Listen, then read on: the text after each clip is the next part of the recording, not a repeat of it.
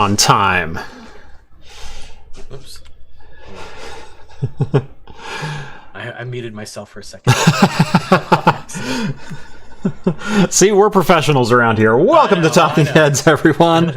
Episode 350, your once-weekly live show for the latest in beer and tech news. I'm Jeff. Yep. And I'm Steve. Welcome to the show, everyone. Thank you all so much for joining on this Wednesday night or in podcast form over on Spotify or wherever your favorite podcasts are found. If you've never seen the show before, we talk beer, we talk tech, we talk games, pop culture, entertainment, sometimes some Star Trek. All super chats are read in the air so long as they will not permanently demonetize the channel. We do drink alcohol on the show, and if you're drinking along with us, alcoholic or not, let us know in the chat, and we'll give some early show shoutouts as we go along. Last but not least, if you'd like to take part in the super secret chat and the even more super secret after party, think about joining the Patreon. Link is down in the video description. Server where you can chat with myself, John, Brett, Steve, all the hosts from Talking Heads, and join the awesome community that hangs out over there. The ever-growing community. Ever-growing, awesome. I think we just got like a couple more people join today. Yeah. And there's always something going on over there. Always talking about stuff. It's Stephen Cotsworth Farm. We'll tell you about the turkeys in a second. Yeah. Yeah, the turkeys. Yeah, the turkeys have a thing. Literally a couple people join like every single day, it seems. Yeah, it always seems like it. I think we're over 900 members on there right now. That's great. So, yeah. And we got our regulars, we have our newbies. Don't be afraid to talk. We're super friendly. Yeah. We may ignore you for a little bit, but then somebody will say something. That's right. The turkeys. This has been a thing where I live. The turkeys have been roaming around for quite some time, especially in my neighborhood. There's a local firehouse where they've been turning up at lately. But if you follow the Salem subreddit, it's literally for Salem, Oregon, where I live, and people will point out on maps where they've spotted the turkeys roaming. Today they showed up in my yard. So I got selfies with the turkeys. Yeah. So I thought it'd be funny to put up the turkey background as a joke. When Jeff first joined, and he's like, no, don't get rid of it. I like it. Leave the turkeys. I like the turkeys. I like the turkeys. We'll leave the turkeys. I'm like, all right, I'll leave the turkeys on. So yeah, no, it's been a running thing in my town for like 6 months or so. But where are the turkeys at today? And I spotted them on this street. And today I walked outside and they were across the street in my neighbor's yard.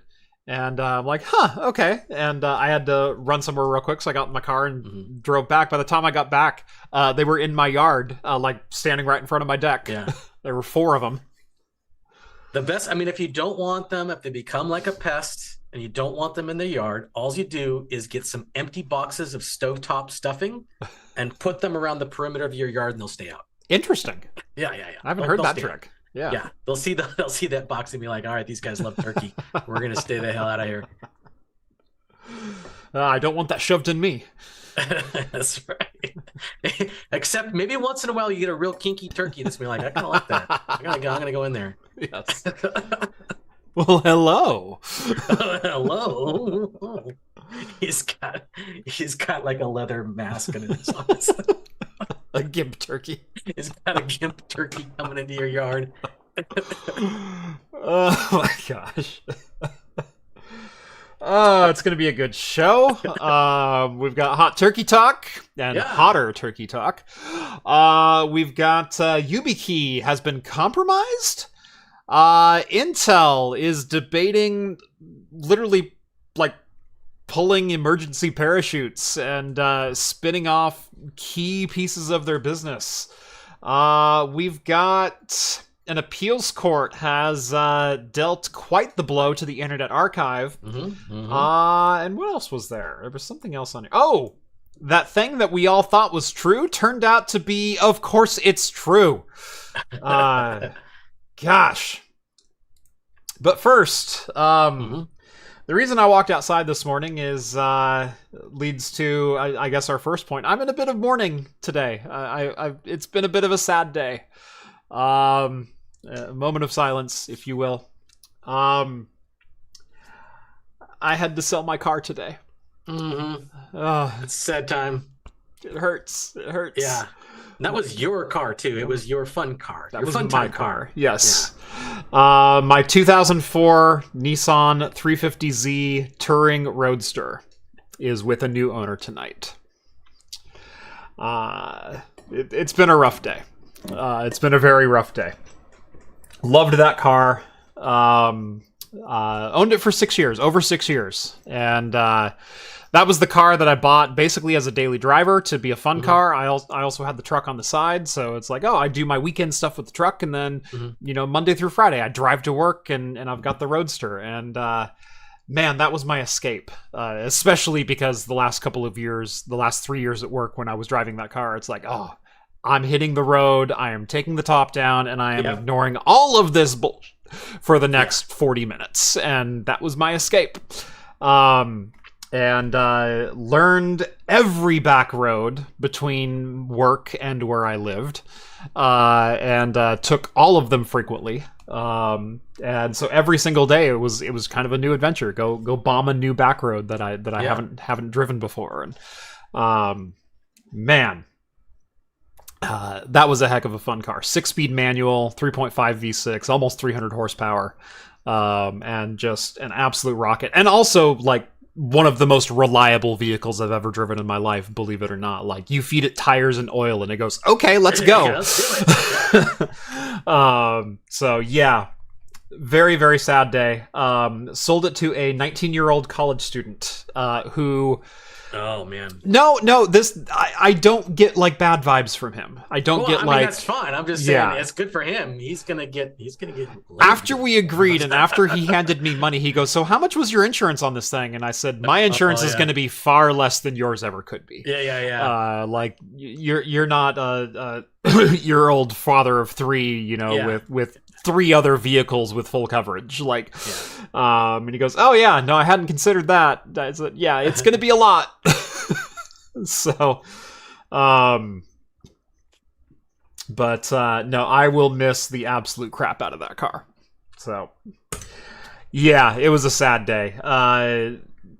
But happy to see it go to someone who I feel will thoroughly enjoy it, and someone who wanted something that was unmodified. He asked all the right questions about maintenance and everything else, so it wasn't some 19-year-old kid going like, "Oh, have you seen Need for Speed?" And when I didn't, it wasn't that vibe at all. Did he ask you if you were family now? Right, family. We're family. But no, super cool kid. God, it feels weird calling a college kid a kid, but yeah. Less than half my age. Oh my god. But no, happy to see it go to someone who I know will thoroughly enjoyed it. And yeah, so I have some comfort beer tonight. Yeah, because I needed it. First off is an old favorite of mine from So Brewing. As good a choices as they have over there. Like we always go on about the Pirate Stout. We always go on about their, what is the Fire Cutter, or their Red Ale. What is their Red Ale? San NW. Yeah, it's not Fire Cutter. It's not Spitfire. It's Spitfire. Yeah, Spitfire. Spitfire IPA. Okay, yeah. Or no, Spitfire's their IPA, but they also have a Red Ale over there, and all those are like phenomenal beers. Yeah. My favorite beer that I get like every time that I go to San NW is their 1859 Maibach. Oh yes, that's a good one too. Amber Maibach, malty, delicious, and what's better is it goes fantastically with whatever you're eating there. This is one of my comfort beers when I go there, and I felt like this. The second beer I have for tonight is a beer to make me forget that I ever owned a Z-Car. From El Segundo Brewing, it is the Old Jetty 2023 barley wine style ale aged in whiskey casks. Yes. So this is to make me feel better, and this one's to make me forget. Yeah. I reviewed that one with John on his channel, so I've had it before, and it is quite good. I think because there was the whiskey barrel Old Jetty, and I think there was another barley wine that they had, and it was a toss up between the two. And I believe I like the Old Jetty way better. Yeah. I got for my 2 beers here, I have one from a ghost town brewing called Cone Goblin. Cone Goblin. I got it because one, the hop profile looked pretty good. We had Mosaic, Citrus, Strata, and Columbus Cryo hops, and it was rated really high on Untappd. So I'm like, all right, I'm getting this. Yeah. And then, much like you, I was craving a very malty, traditional German style Bavarian beer. And it's also close to Oktoberfest, so I mean, hey, why not? So I got Trappist Dubel, 7%. Nice Trappist Dubel. So it should be nice and malty and rich. I can't wait for that because I haven't had one of those in a long time. But I'm going to start out with the Cone Goblin. Cone Goblin. It's a great name. One of Spider Hop's villains.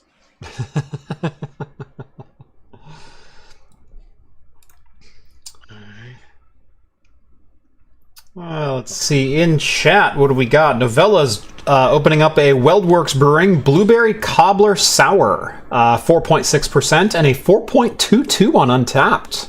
Oh, you know what I saw? Speaking of Weldworks, I almost got this one instead because I saw a collaboration between Great Notion and Weldworks. Really? Yeah, I saw that at I want to say it was the liquor store in Wilsonville. Okay. But yeah, I saw that. There's like, oh, maybe I should get that. I'm like, no. I looked it up and it wasn't as highly rated as this one was, so I got this one instead. Nice. Coffee and Cynicism, drinking an you pronounce that Ellicottville? I have to scroll up and see who Ellicottville Brewing. Coffee and Cynicism. Yeah, Ellicottville. Yeah. I would say that. It was throwing my brain for a loop for a second. Barrel-aged pumpkin with iron smoke. 6.5%. With iron smoke? What do they brew it over like a blacksmith shop or something? I have no idea. But it's pumpkin, so John must be intrigued. Mm-hmm. Well, I've had some barrel-aged pumpkin beers before, and they can be good. The Elysian Gourdfather. Uh-huh. Is a barrel-aged pumpkin barley wine. Oh yeah, no, I've had that one. Yeah. Yeah, it's very good. Well, Jeff, you made someone happy selling it. Yep, I'm sure I did. He was grinning ear to ear while driving it. He was learning how to rev match pretty quick, so I'm sure he'll be heel toe shifting in no time. Oh yeah. Yep. This is the first time in. Hold on. It's been almost 20 years since I've not owned a manual now. Both my cars are automatic. Oh, no. Yeah. Yeah, because see, my wife's car is an automatic, and I have a manual. Mm-hmm. And I think we were talking a little bit before the show, and it's like, yeah, I don't really go much anywhere. Mm-hmm. And when I do go short distances, like to the store or something like that, I usually don't take my car. Mm-hmm. I'll take Angie's car. So I don't really even drive mine that much. But it's manual. And when I do, it's like, oh, this is fun. Yeah. I love driving manual. It's a lot more fun. Yep. So yes, I can see why you would miss that, because I think I would miss it too. Yeah. No, that was my last manual car. So. Well, when you get another one, you got to make sure it's a sad day. It's a very sad day. Insurance for a 19-year-old male on a sporty car. It's not even a sporty car. It's a V6 Roadster. Like they don't come much sportier. Yeah. Enough arms and legs to make a millipede nervous. Oft Infinity drinking a Deschutes Black Butte Porter. Classic beer. Mm-hmm. Yeah. Don't worry, we can play Beer Fridge Battleship tonight and make all the sad feelings go away. Unfortunately, we can't because my beer fridge is still non-operational. It's everything in there is warm. Oh yeah, everything. Yeah, it's dead. So yeah, I took all like the important ones that like need to stay at a certain temperature out. So there's stuff in there, but yeah, it's like the barrel aged stuff. Like you could leave it at room temperature or whatever. Exactly. Yep. Yeah, I took the IPAs out because I don't want those sitting at room temp. So there's nothing but like barrel aged stuff in there at this point. But unfortunately, it's all like 70 degrees because that's how hot my office is. You don't. I mean, yes, you want your barrel aged stouts and stuff like that to be below room temperature, but you don't want it to be warm either. It's not a warm drink. Right. Yeah. Jonathan says, my last manual car was a 1995 Mitsubishi Eclipse. Hey, look at that. We got another Eclipse fan. Hey, I got this one. I got an Eclipse too. Yep. Yeah, I'm thinking back because my last daily driver, I think, was my Nissan Maxima. It was a 2004, and that was the 5-speed automatic. Since then, I bought a 2014 Chevy Cruze, which I actually bought with the turbo and the 6-speed manual, and that was a really fun car. I then traded that in and got a Nissan Frontier, a 2014 Nissan Frontier, which was also a manual. That was a 6-speed manual. Fantastic truck. Loved that truck. We had a Frontier at one time too, a manual Frontier. It was great. When I went from the Cruze to the Frontier, you think you understand the economics between going from 38 miles to the gallon to 16 miles to the gallon until you start driving at 35 miles a day. And it's like, oh, wow. That's a lot more money. And so I drove the Frontier exclusively for 1 year, and then I bought first I bought a Toyota MR2. I bought an MR2 Spider to be my daily driver, and that was fun. Cars too. Yeah, but it was only comfortable for like 20 minutes at a time. By the time I got to work, my back was just killing me. What year was that? Because my brother had an MR2 as well. Yeah, no, I actually talked to your brother a bit. Your brother's the reason he bought the MR, or I'm the reason your brother bought his MR2. Because we got to talking about it because he wanted a fun little car, and I said this thing's been amazing. And your brother's like a foot shorter than I am, so But no, actually, I gave your brother the long tube headers that I had bought for that car. Oh, that's right. Yes. Right. Yeah. So he actually has parts from my MR2. That's right. Yeah. I don't know. I think he might have sold that MR2 actually when he moved down to LA. No, I talked to him. He still has it. Oh, does he still have it? Yeah. Okay. Yeah. It must have been broken last time I went and visited him because he's like he wasn't driving it. He was driving an Element, Honda Element. Okay, gotcha. Yeah. But no, and then I bought the Z car to replace the MR2. I only drove the MR2 for like 9 months, and then I bought the 350. But in the time since, I've sold my my Nissan Frontier. We traded that in to get my wife's minivan when we had the third kid. The third kid was also kind of the death nail for driving the Roadster around. Yeah, because you're saying I just don't drive it anymore, so it's just taking up space. Yeah. Yes, Novella Hub, I do have lots of brothers. Yeah. 4 brothers, 2 sisters. Yep. Yeah, no, it's weird keeping them all stored. I know most of Steve's brothers and sisters. So, yeah, no, it's a big family. Yeah, pretty big. But anyway, let's go ahead and jump into the news, starting with, we all know this happens. We've all seen it happen, but we've never had any empirical evidence to point that it actually happens. Have you ever been having a conversation with someone? This happened as recently as like 2 weeks ago with me. You ever been having a conversation with someone and you just mention a product? You mention something that you have been tangentially interested in, but you have yet to search for it, type it into a search engine, visit a store, do anything that could even remotely alert an advertiser to your potential interest to a product. And then the next time you log into Amazon, it's a recommended item in your feed. Oh, yeah, absolutely. Or you see a Facebook ad for it, or you do a Google search and it's like, oh, products that people who search this might be interested in. And you're like, I was just thinking of that. We've all thought, I wonder if my phone is listening to me. I wonder if it heard something. Yep. And it pinged me in some form of thing. And now it's recommending items based on a conversation that I had. It feels like yes. It's always felt that way, right?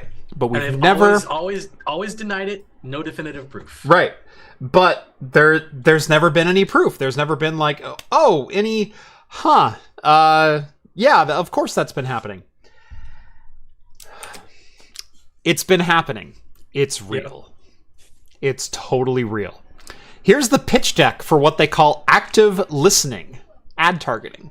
What it is, it's using the microphone inside of your phone to eavesdrop on your conversations, to add to your advertising profile products that you might be interested in.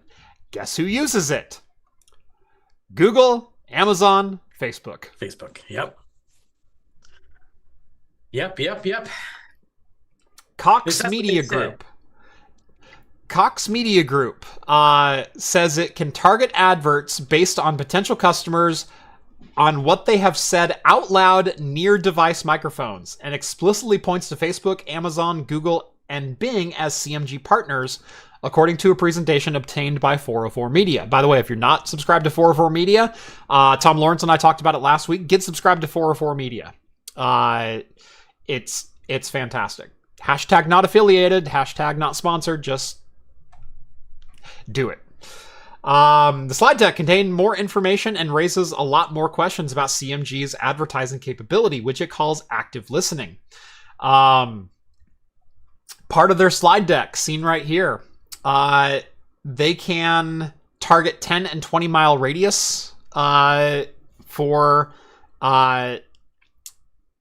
if you fall within a radius of a business, it will direct you to said business, specifically like Walmart's and things like that, or Amazon outlets, Amazon stores, Whole Foods, etc. The power of voice and our devices' microphones. Smart devices capture real-time intent data by listening to conversations. Advertisers can pair this voice data with behavioral data to target in-market consumers. We use AI to collect this data from 470 plus sources to improve campaign deployment, targeting, and performance. You reach your potential customers before your competitors, because we haven't even typed this into a search engine yet. We're simply talking about products with people around us. Yep. And they're not telling you that they're listening to you. Now they do. I mean, I think, what was it? Because as soon as this was reported, Google immediately disassociated themselves from Cox Media. They're like, no, we don't use them. Right. Okay. I don't know. It seems like maybe you did at one point in time, or maybe you don't now, and you did something better. That doesn't mean that you're not above doing something like that. You're not above listening to your to people's devices and targeting what you get. I mean, it's such a tempting thing to do. It's like the holy grail for advertisers, right? Yeah. To be able to know exactly what your consumer is thinking and then sending that right out to them. I mean, it's too tempting. Yeah. It's way too tempting for them to not try something like that. Yep. Now, all of the advertisers, all of the partners of CMG, of Cox Media Group, have pushed back on these claims. Google said all advertisers must comply with applicable laws and regulations, as well as our Google ad policies. And when we identify ads or advertisers that violate these policies, we take appropriate action. However, they didn't explicitly state outright that we've never done this and we've, found Cox liable of doing this. Did they? They just said, yeah, we abide by all local laws. That was Google's entire statement, which is a lot of nothing burger. If you scroll down to Amazon, Amazon says, Amazon ads have never worked with CMG on this program and has no plans to do so. The company added that if it became aware that a partner in it is in violation of its marketing guidelines, it may take what it sees as appropriate action. Meta says it cannot comment on specific advertiser accounts, but said advertisers need to have necessary rights to use any data as part of their campaigns. Which... which means, but then I think, isn't it part of the permissions on Facebook when you use Facebook or any kind of meta things, like, oh, can we use your microphone? Use your microphone? Fine. Right. That's fine. That's fine. Right. Go ahead.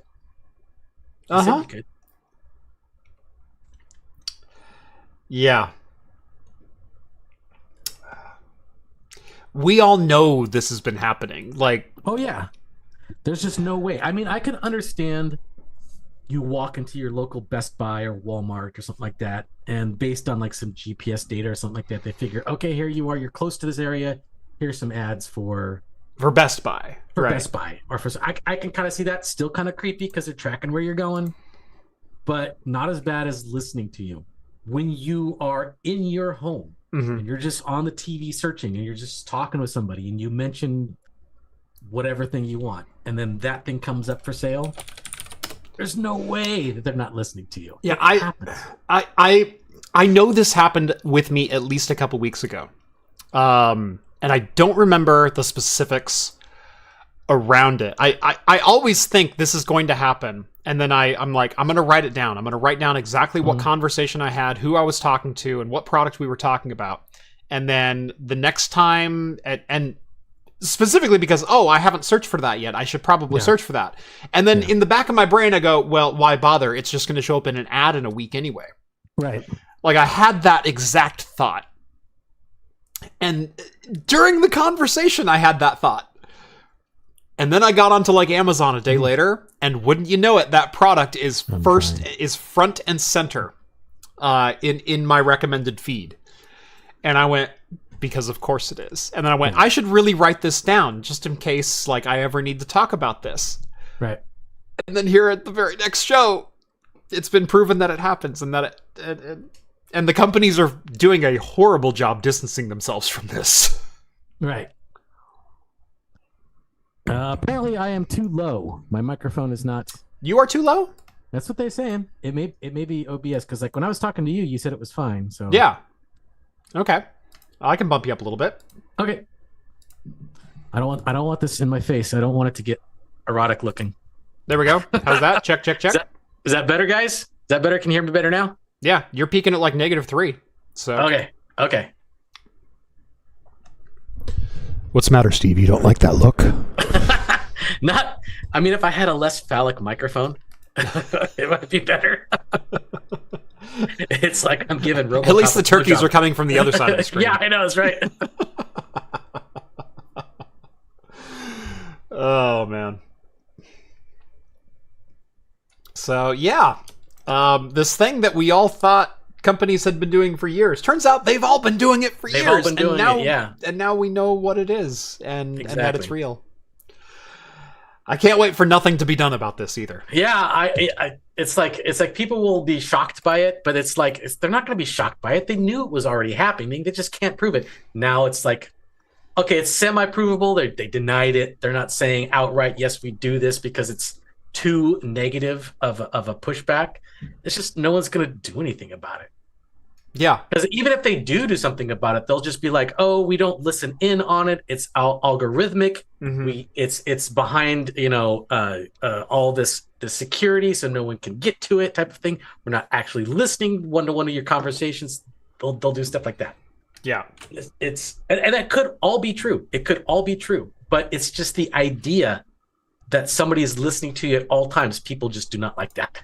I don't blame them. I don't like that idea either. Even if it is just for marketing purposes, I just don't like it. Right. Yeah. It's not going to be long before Amazon's selling dream enhancers. Yeah. Oh, yeah. Was that Futurama thing where he had that underwear commercial in his dreams? Yeah. Light speed briefs. It's like, it's terrible. It'll never work on me. And then he goes out and buys some. I'm still waiting for the ads that, or for the in-person ads, the IRL ads that Fry goes, what was that? I was walking downtown, and all of a sudden there was this beam of light, and it was the most beautiful thing I'd ever seen. And for a brief moment, I felt like what it was to be alive. And oh, was it by the taco place? And he goes, yeah. He goes, oh, they pay some kid to wear that on Tuesdays. Yeah.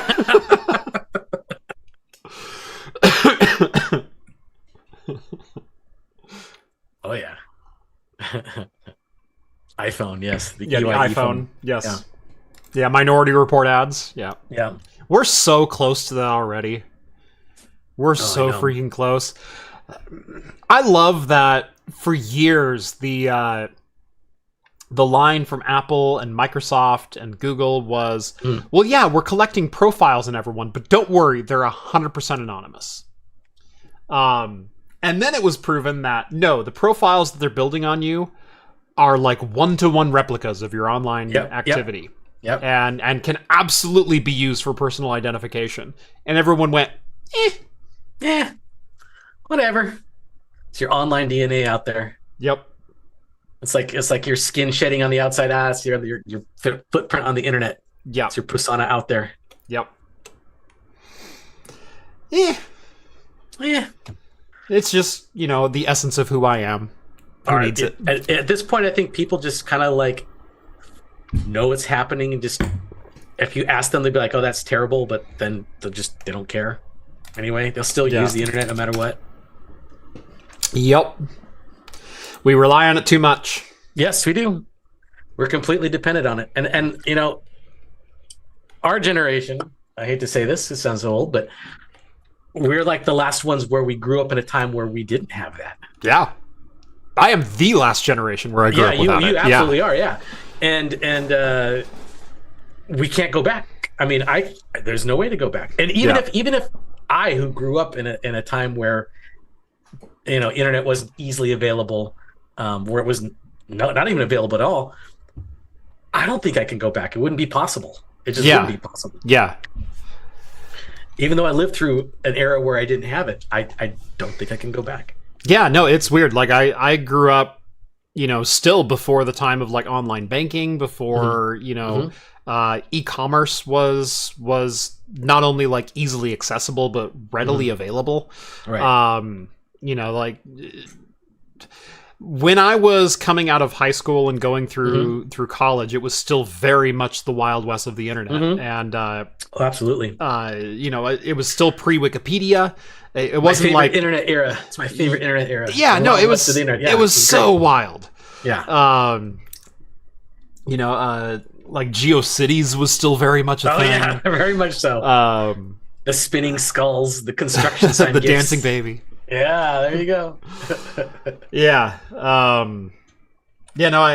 I get in this argument with my parents all the time too. They're like, because I try to argue, internet should be an essential service anymore, just like telephone. It should be regulated with the same authority that we regulate a telephone, where telephone has to be terminated to every house because a telephone is an essential service, just like electricity. And they're like, no, it's not. You can do everything offline still. And I said, you can't open a bank account without an online presence anymore. Well, to be fair, I have to say, okay, because my father-in-law, he lives with us, and he does not use the internet at all because he doesn't understand it.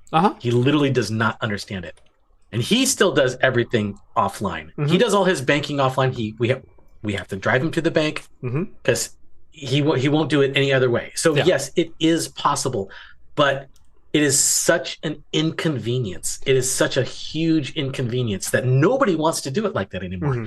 Now, to be fair, there are other things that you can't do without it, like any kind of hospital visits or anything like that. You almost have to do everything like that online. There are a lot of things that you cannot do unless you do have online, but banking is still, and I think it's due to like a lot of old people like my father-in-law who just absolutely refuse to do anything like that. In fact, what was it the other day? Because he lost his license. He's old enough. He lost his license. He can't drive anymore. And he's got his convertible Mustang out there. It's I want to say 97, 98 convertible Mustang. And it's just sitting there. And he's like, well, maybe I want to sell it. And I'm like, well, I can help you sell it if you want to. He's like, no, I'll do it myself. I'll just put an ad out in the want ads. And I'm like, nobody uses That's one answer. adorable. They don't have that anymore. You don't understand. Well, flip this around, BK. Okay. I've bought a car out of the paper before. I've bought a car out of the classified ads. In the past. Like I found a job out of the classified ads. I do. I remember doing that myself. Yes, I remember looking for them. No, I think my very first job was from an ad I saw in the newspaper. Yeah. Yeah. And actually, I'm talking to chat right now, but I'll say this online. The last job that I applied for, that was not an internal promotion. So the company that I spent 13 and a half, almost 14 years working for, I found that job in the classified ads in the paper. There you go. Yeah. That was 2007. And actually, I didn't find that. My parents found it and said, here's a tech job for him. Yeah, here's a tech job that he might be interested in. And so they called me one afternoon and said, I was looking in the paper and I found... Yeah, no, it was exactly that. To get to the interview to that job, I printed out MapQuest directions. Oh, yeah. Me and my wife were just talking about this. Because remember when we went on vacation... In preparation for it, we would print out all the directions and then print them out so we could MapQuest it, and we can go. She would be the navigator and I'd be the driver. Yeah, and then Yep. And then when standalone GPS units came out, we're like, oh my god, this is amazing. Yeah, so great. Yeah. So yeah. Like I said, when I say like I came into this world and was the internet was still the Wild West, like the last job that I found in 2007, I was still found and applied to and driven to 100% offline. It was a tech job, but yeah. But that doesn't exist anymore. You can't apply to Walmart or Burger King or McDonald's or anything like that. They take job applications online. You get online to apply for the job.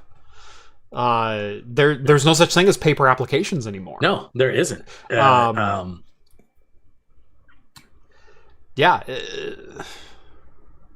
How do you find where to go anymore? Are you buying a road atlas? Yeah. Those yellow pages don't exist anymore. You can't go. Right. You have to look for, if you want to call somebody phone numbers, you go online. I'm searching for a mechanic that'll do small engine rebuilds right now, and I have to search online for that. Like, and then I have to call them. The thing that irritates me now is when they only have a phone number. Please call us for service, and it's like, can I just send you an email? And that's so millennial of me to say. Oh yeah. Well, you know what's the funniest thing, and I don't know, and they say this, but I don't believe them. Most hospitals and medical places still use faxes for communicating. And I asked them why, and I'm like, okay, look, that's whatever. I mean, there's free the fax services out there, not a big deal. I'm like, why do you still do this? And they're like, oh, well, it's more secure. That's the reason they give, and it's not the right reason. I know, and I'm saying I don't think that's the right reason, because like most of the places, they will use intermediary services in between faxes to use the internet, and then it's just they don't actually go from fax machine to fax machine anymore. It just does not happen. Correct.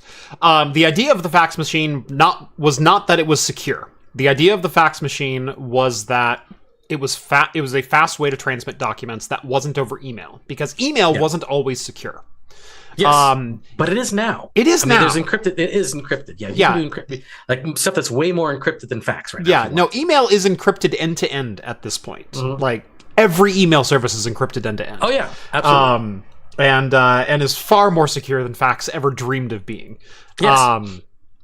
And in fact, there are encryption services that you can subscribe to or implement that basically activate like two-factor authentication, where you are sent a PIN and then you are sent the document, and you have to unlock the document with the PIN, and it's a shared key and everything. Like, there are far more secure methods than fax.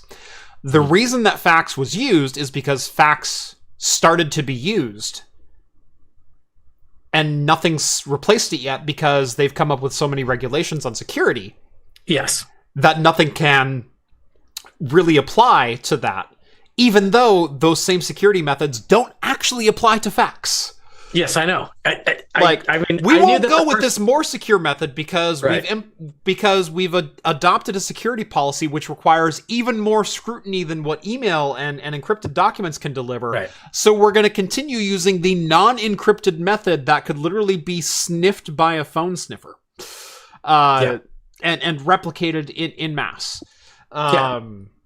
You know, who's going to win? You know, a multi-million-dollar, encryption system with secure end-to-end email, or a rogue IT guy and a Clippy boy?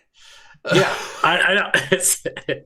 I know, but the person I was talking to is like, they're not the policymakers. There's no way they're going to be like, I'm just asking, like, why do you know why they do this and methodologies? And that was the reason that they gave me. They said, oh, well, it's more secure. And the security thing is BS. I know that's BS. I knew that's BS too. Yeah. So I'm like, that's the line that they give them. But I guess the fax lobby is pretty powerful in the medical world. I don't know. Right?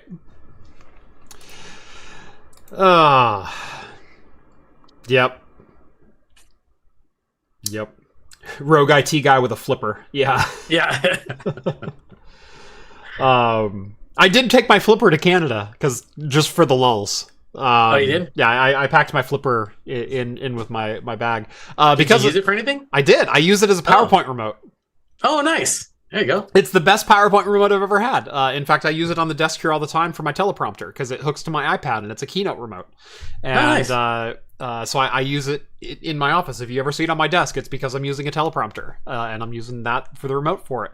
You could probably use it to scroll it back and forth and everything like that. Yeah, exactly. Yeah, and it's far better than any other teleprompter or Keynote remote I've ever used. It's accurate. It's small. It fits in my hand. It's got a good grip to it. I'm not going to drop it. The buttons are easy to reach. But yeah, I know I use my flipper as a teleprompter remote like 9 times out of 10. The 1 time out of 10, yeah, I'm cloning hotel keys and crap like that. But yeah, no, I took my my flipper to Canada just for the lulz. Nice. Because they don't like those there. No, they don't. Or at least probably, airport security doesn't know what it is. Yeah. For a while, the flipper was banned in Canada. You couldn't buy one. It's not illegal to travel with one, though. TSA doesn't give two craps about it. Yeah, they don't care. That's like, it's not a banned object or anything like that. But no, I showed up at 45 Drives last week, and I had my flipper on the table. And like, holy crap, how'd you get that through security? I'm like, yeah. You should have brought a couple of them. They can start handing them out as gifts. Like, oh, Jeff's the best. Yeah, but that sounds kind of like the people I always got warned about as a kid. Like, when you go to high school, there's going to be kids who offer you drugs. Don't take them. And I'm like, no one ever offered me free drugs. No one offered me. Yeah, that was the thing where it's like, oh, check your kids' Halloween candy for the weed candy. It's like, no one's giving away their edibles. Have you priced weed? I know. It's not cheap, man. You go to the dollar store and you get a giant bag of Reese's peanut butter cups for a couple of bucks. You can't get that kind at the weed store. It ain't gonna happen. I mean, the most your kid will get is a contact high. Right. Maybe. And it's like the worst marketing ever, because unless you also slip a business card in there and what they're taking... Yeah, you're not going to get like it's like, oh, we're going to get these kids high. Yeah. And it's like, okay, they're high, and then they're going to come down and they're going to go, how do I recreate that? I have no idea. All I did was eat a Reese's. Who was that? Who did that? Who was that guy? Yeah. I'm going to have to revisit all 78 houses that I trick-or-treated I got to retrace my steps. I got to Scooby-Doo this stuff. Yo, I heard you was giving out Reese's. Mm-hmm. Yeah. Was that you? Mm-hmm. Yeah. Never had to deal with that. No.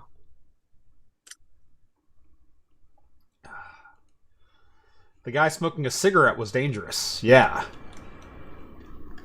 Are you kidding? At my high school, they had a designated tree where the smoking kids and the teachers who couldn't smoke in the lounge anymore went to smoke. Yes, exactly. We had that in our high school too. It's almost like the teachers who smoked and the kids who smoked. They were like, they got along because they all they hung out smoked under the for same tree. Yeah, they would like, bum smokes from each other. They were like, "Hey, how's it going? Hey, it's good." You know? At my high school, like, my high school is the tree right next to the bus stop that was closest to the school, and if you looked up under the tree, it was just gray. Yeah, it was just coated with cigarette smoke. Yeah. Yeah, they had this area out by because like the school I went to, they had the tennis court out there, and then they had like this little like lamppost next to the bathroom where there was an ashtray, and that's kind of where they all hung out, like in between that area right there. Mm-hmm.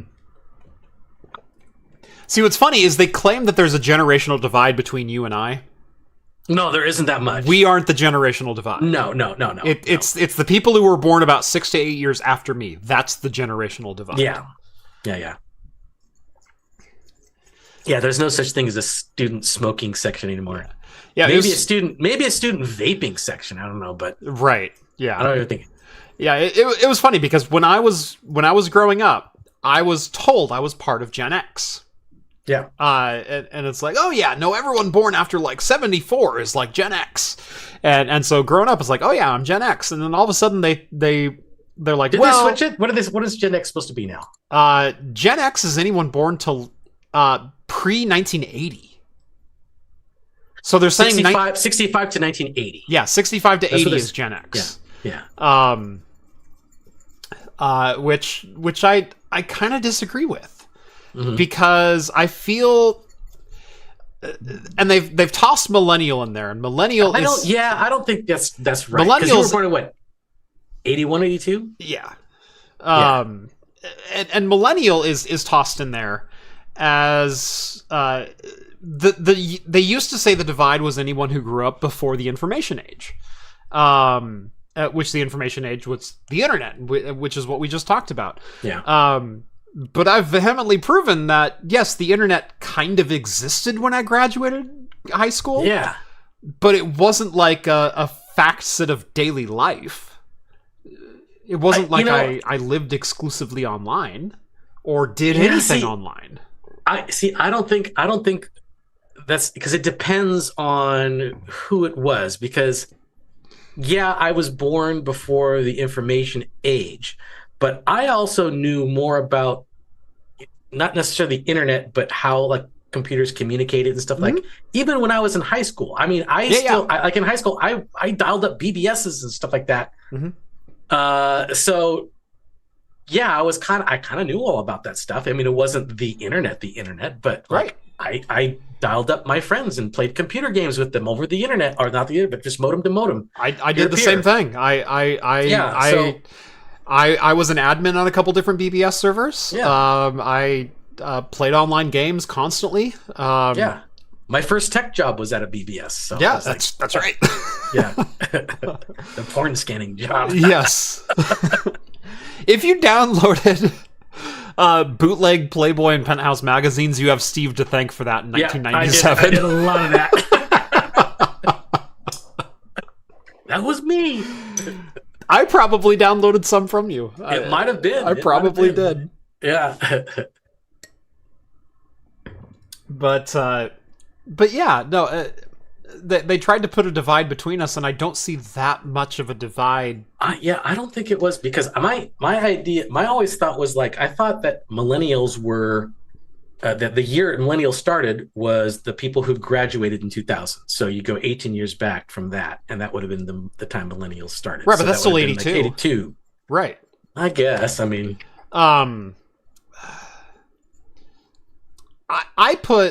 I put the generational divide far further forward, and in fact, I would put, like, because boomers ended in 64. Like boomer was 64, and then Gen X is 65. That's apparently the divide. It was post Kennedy. Kennedy died, and all of a sudden there's a new generation. Then we landed on the moon, and then there was disco, and then there was hair metal, and And apparently those are two different generations. Like, we had to divide them, right?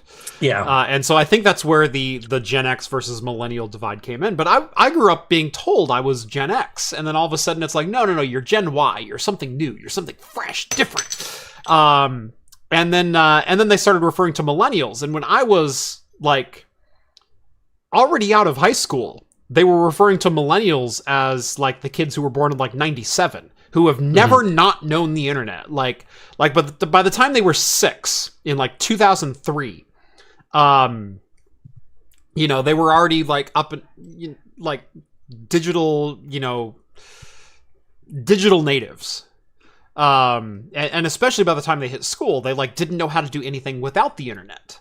Mm-hmm. And that to me was always the definition of millennial. Mm-hmm. And I'm just not that.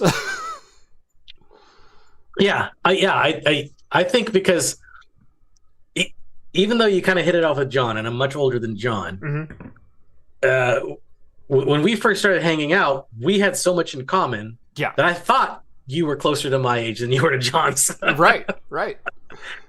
So I don't think that there's that much of a difference, to be honest. Yeah. I don't know. I don't know how they divide it. It seems kind of weird to me. Yeah. Yeah, Trippic says he's 1996 and he's considered a millennial. And see, that's about where the divide, I would say. I think so too, yeah. Between 95 and 2000, because by the time you hit school, the internet was a reputable source with online commerce, with thriving business models and everything else. And you couldn't quote Wikipedia, but you could definitely use the sources as a source. Oh yeah, dude! I remember when Wikipedia came out. There was this short amount of time when Wikipedia was known by tech-savvy people, but wasn't known by teachers. And there was a time, like I want to say, like about 4 or 5 year span, where it must have been like the best time to be in school because it was just like copy paste. They were still teaching me the card catalog in high school. To be fair. This was something, because I was kind of in there. This wasn't Wikipedia. My family owned encyclopedias. Yes, we owned encyclopedias too. But my dad also worked for digital. And so he did sales for them. So he got like all of their tech stuff and whatnot. And he got one of the very first hand scanners, like scanning documents, right? Yeah. And it had built-in OCR technology.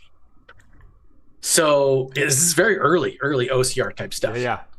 And so when like papers were due, I'd be like, all right, where's the encyclopedia? Proofread. Fix that, proofread, fix that. and when you say hand scanner, I have to put this into visual imagery because you had to physically press a button and go.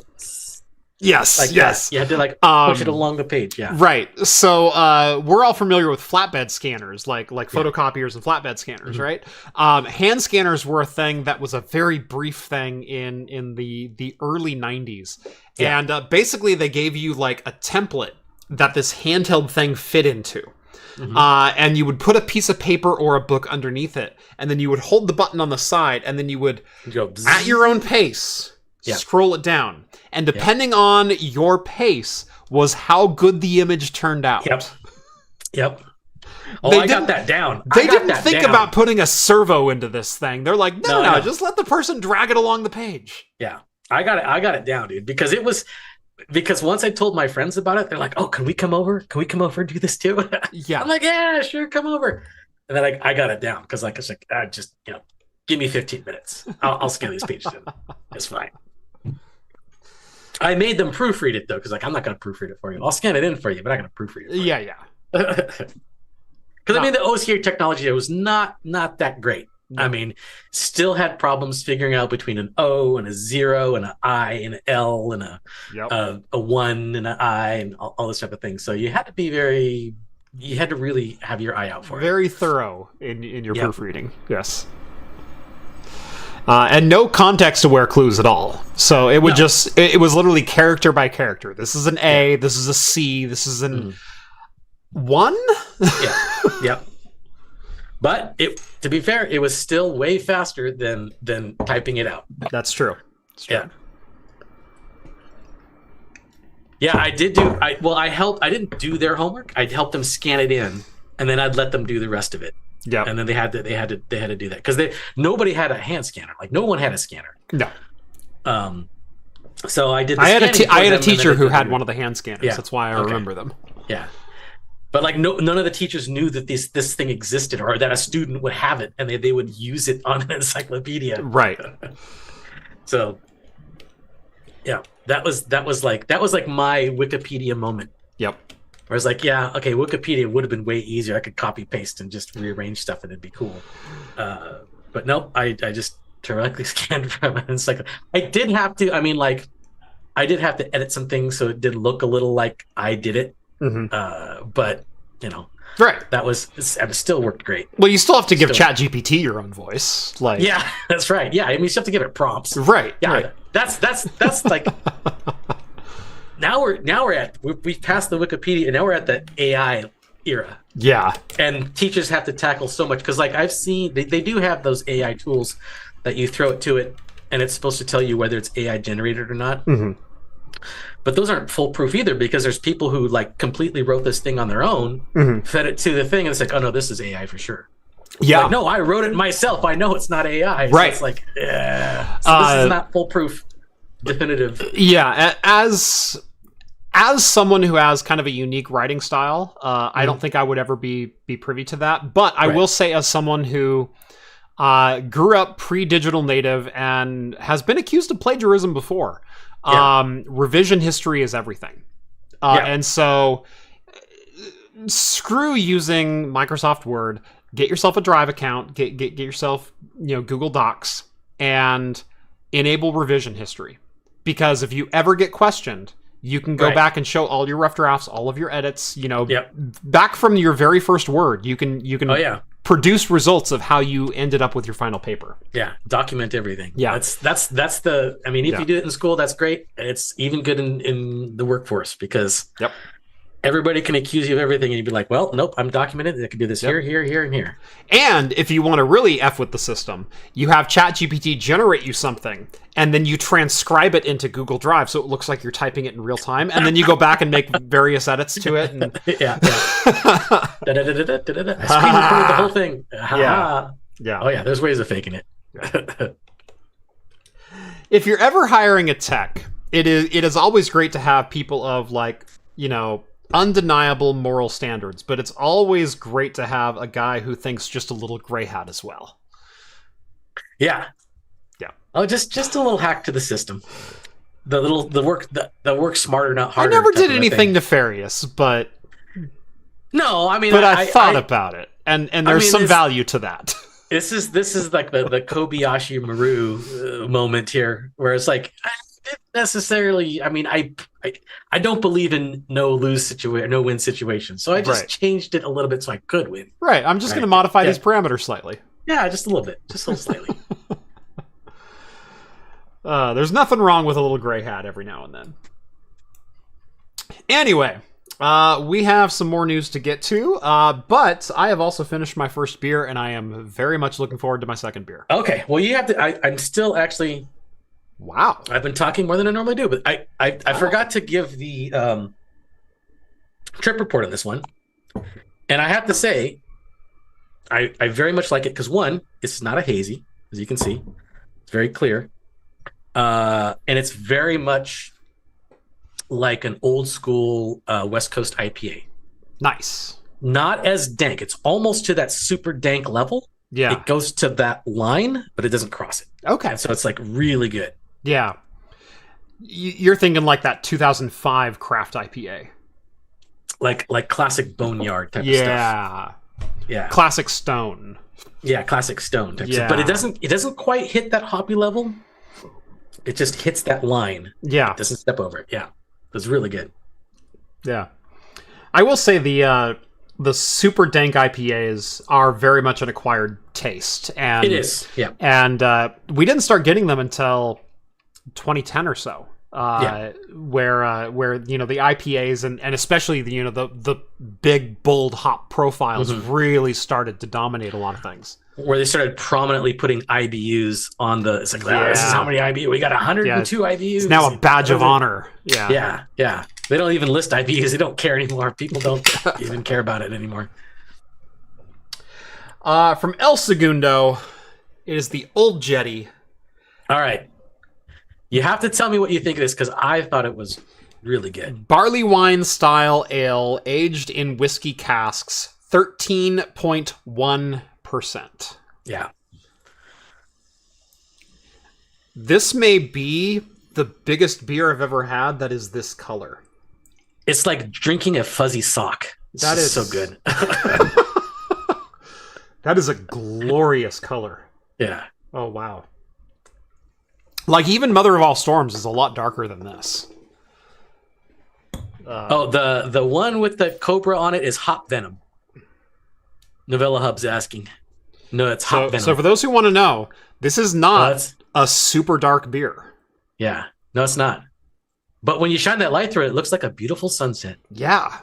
Yeah.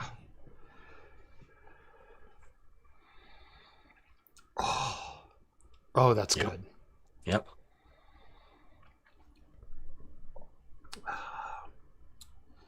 Butterscotch and a little bit of fig is kind of what I get. That's about, just taste it. Yeah. The smell is right on there. Yeah.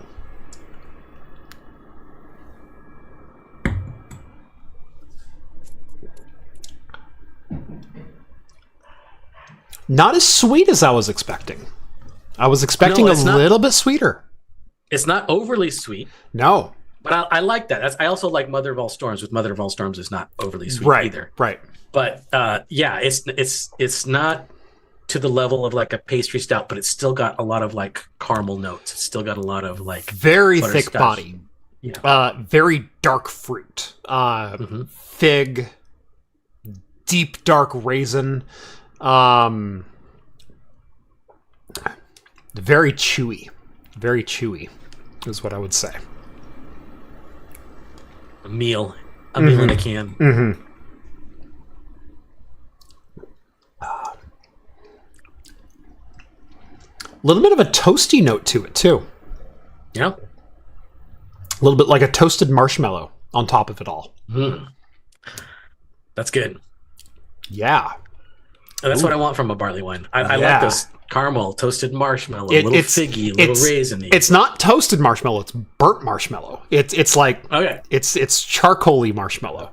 But yeah, that rich fig right in the middle of it. Super malty, super yeah. And it's not even like Fig Newton. It's more bitter than that. Mm-hmm. Oh, that's good. Yeah, that was a great choice. Flavor. That was a good choice. It is a good one. I Love Scotch chimes in for $2. Thank you so much for the super chat. I ask AI to scan AI to make it not sound like AI. How does that work?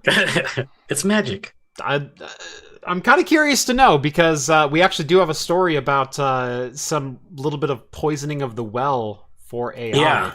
If we ever get to it, we only tackled one story. We tackled one story, and then we got sidetracked with. I know. Not that it wasn't a bad conversation; it was fun, but yeah. We got sidetracked with car talk and how I'm nostalgic for days gone by, because again, my 2004 Z car was kind of like one of the last non-computer controlled cars. It was all manual. It's just a boy and his engine. Yeah. Anyway, Intel CEO Pat Gelsinger will reportedly present plans to the board of directors at Intel to cut assets at an emergency board meeting. Yeah. Chipmaker may put their $32 billion with a B Magdeburg plant on hold. That is their fabrication plant in Germany that they were planning on building. Yep. As well as selling off Altera and even potentially spinning off their manufacturing and fabrication business into its own entity. Wow. Holy crap. That's big. And Intel's still considered like leader of chip making right now, or at least CPU, server, and home processor. So the fact that they'd be offshoring that's pretty big. Intel's fab has always been one of the things that they could hang their hat on. Yeah. They have always been industry leading as far as technology, as far as a lot of methods and methodologies. They've started using glass substrates on things in some of their fabrication processes, which is thus far evaded most other technologies from Global Foundries or TSMC. Intel has been a world leader for a very long time in fabrication.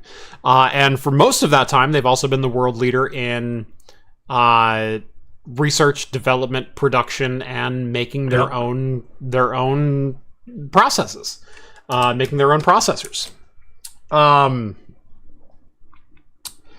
The last couple of years, they've kind of fallen off of the R&D thing. There's been a lot of things that just haven't lived up to the hype that they've expected. Right. Obviously, there's the story that it took them so long to get off of 14 nanometer and onto 10. Yes, we talked about that, yeah. Yeah, we talked about that multiple times over the years. But boy, the talk goes a lot deeper than that now. So Intel had an earnings call on August 1st of this year, where they announced a $1.6 billion loss to the company year over year for their 2023 fiscal year. They also announced during that call they'd be laying off 15% of their workforce and aiming to reduce spending by $10 billion in 2025. Yeah. Which, like, that's deep cuts. That's deep cuts right there. The reason being was the hits to the fabrication business, the loss in the arm race when it comes to AI products, which I don't think Intel was ever going to really compete in, but you have to show up to the race to compete. And they showed up to the race and brought one of the worst racehorses. Yeah. Well, I mean, that's kind of the same thing. Like NVIDIA is kind of putting a lot of effort into that with their cards, right? And Intel has just barely taken off with their video cards. It's not even the video cards, because Intel also has Gaudi, which is a dedicated AI accelerator and a project that they spent billions of dollars on just a couple years ago. Gaudi 3 was on track for production, and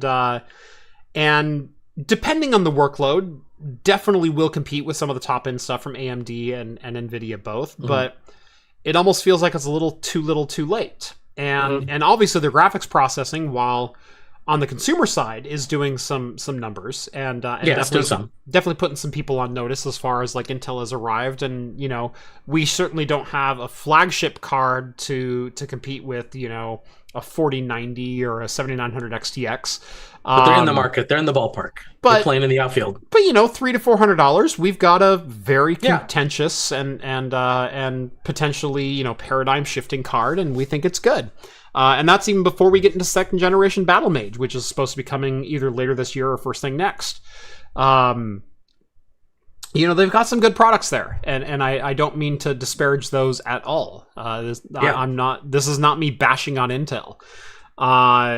But man, when you fail to deliver any AI products in what is being driven by in a market being driven by AI, right? Gaudi 2 was still based on the fabrication from Gaudi when you purchase them. And Gaudi 3 is Intel's own design, and it hasn't yet made it to market, even though it has great potential. It's not there yet. Yeah. And then when you have your 13th and 14th gen basically beyond mass recall for any chip over 65 watts, it's not going to really hit investors the right way, I would say. No, absolutely not. After this call, Intel's stock dropped by the largest margin in 50 years. Yikes.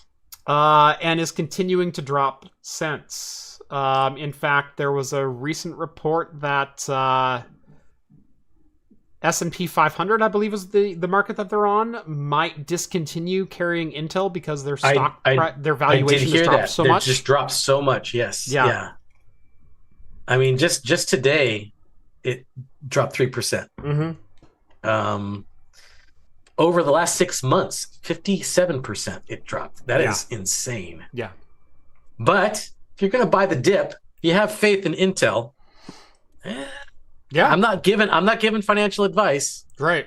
But I mean, what was its high? No, its high was like 63. Yeah. But right now it's worth what is it worth? $20 a share? Yeah, 20. 20, yeah. 20 it's like 19.4. Yeah. Is what it's worth right now. Yeah.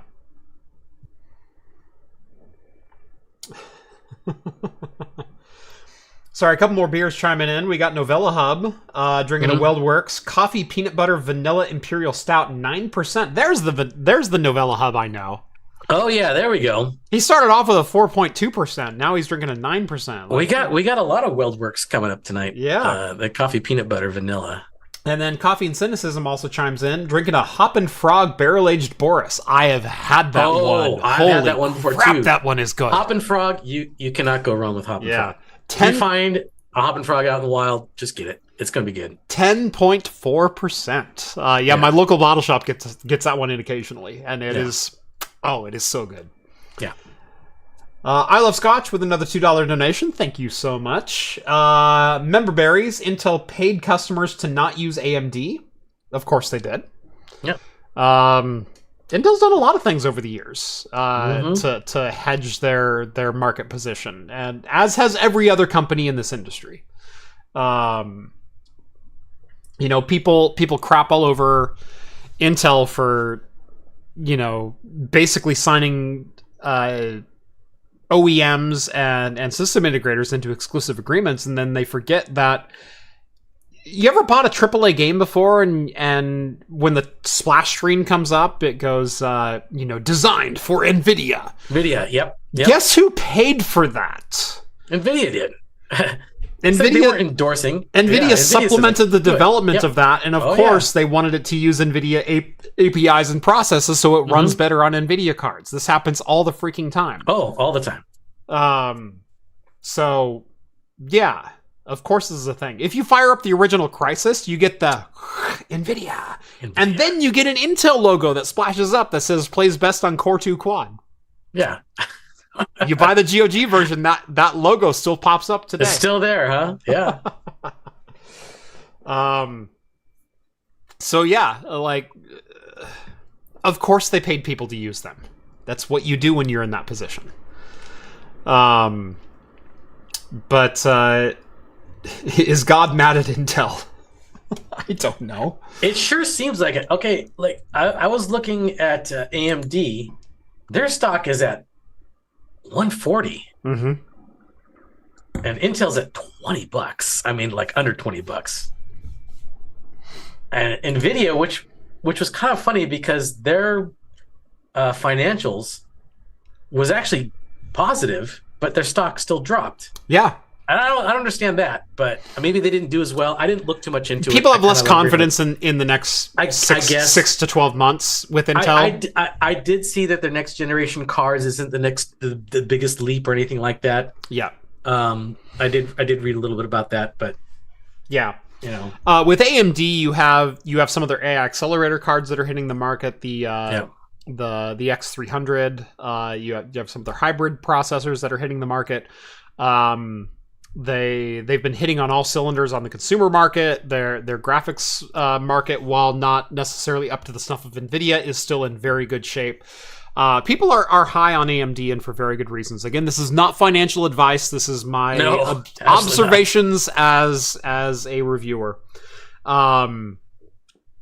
With Intel, it seems anything that can go wrong has been going wrong, and you can You can look at the 13th and 14th gen, where I claimed they flew a little bit too close to the sun with some of their voltage requirements, and maybe even missed some of their final checks when it came to stability and longevity with their parts, where they had 10 nanometer parts that are requesting 1.8 volts to hit nominal speeds. And yeah, you got that performance crown by 2%, but at what cost, as the meme says? Yeah. You have their graphics division, which is obviously never going to compete with the top end of NVIDIA and AMD, at least not for a couple more generations. And while it's a good product, people still aren't buying it because it's unproven. And so you've got Intel trying to do AI stuff, and while yes, you have Battle Mage there, again, unproven and not nearly as fast as Hopper or Blackwell or even Ampere and I had a beer disaster. Sorry. You okay over there? I popped open my Dubell and it exploded on me. Oh no! The Germans bombed me. Good Lord, it's Poland all over. Hold on a second. I gotta go get a towel. Okay, go. Hold on. Go clean yourself up. Yeah, I'm gonna clean myself up. We'll just enjoy the turkeys momentarily. But yeah, while Intel is still producing, I will still very much claim producing good parts. There's so much less confidence over there. We got a turkey front and center. That's awesome. There's so much less confidence that Intel is going to continue producing good parts, and that they will be competitive in the next 6 to 12 months as the market continues to evolve. So I get it. I get that the stock price has dropped so much, because the stock is not indicative of actual market value. It's indicative of what people think of you. What people think your value should be. So yeah, it's going to be an interesting quarter for Intel, or half to next fiscal year for Intel, as they try to figure out who they are as a company moving forward. They're spinning off of Altera. That is their FPGA market. One use of Altera that a lot of you may be familiar with is in the use of the Mister project, and the Mister DE10 is an Altera Intel DE10 CPU FPGA, and in fact, Taki, friend of the channel, Taki Udon, launched his own Mister clone project earlier today. It finally launched. I tried to get on there, and 3 minutes later, they were already out of stock of the model that I wanted. God,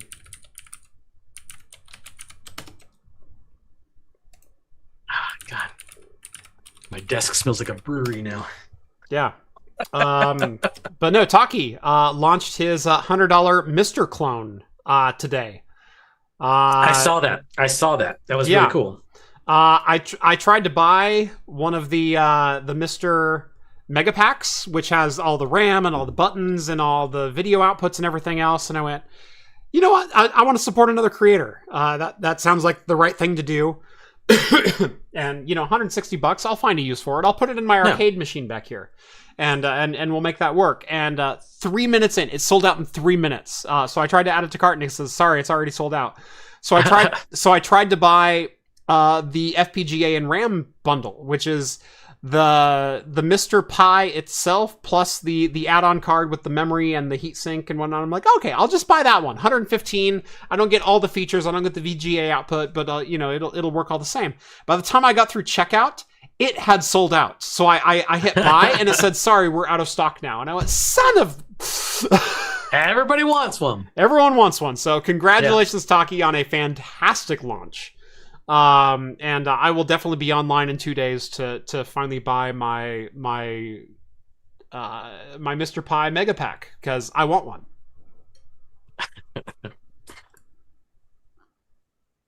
Hopefully they'll come back in stock soon. Mm-hmm. I should just email him. I really should, and say, "Hey, can I get one?" Because I'd love to. I'm gonna do a video on the channel whether I get one, or if I get one. So I'd love to show it off.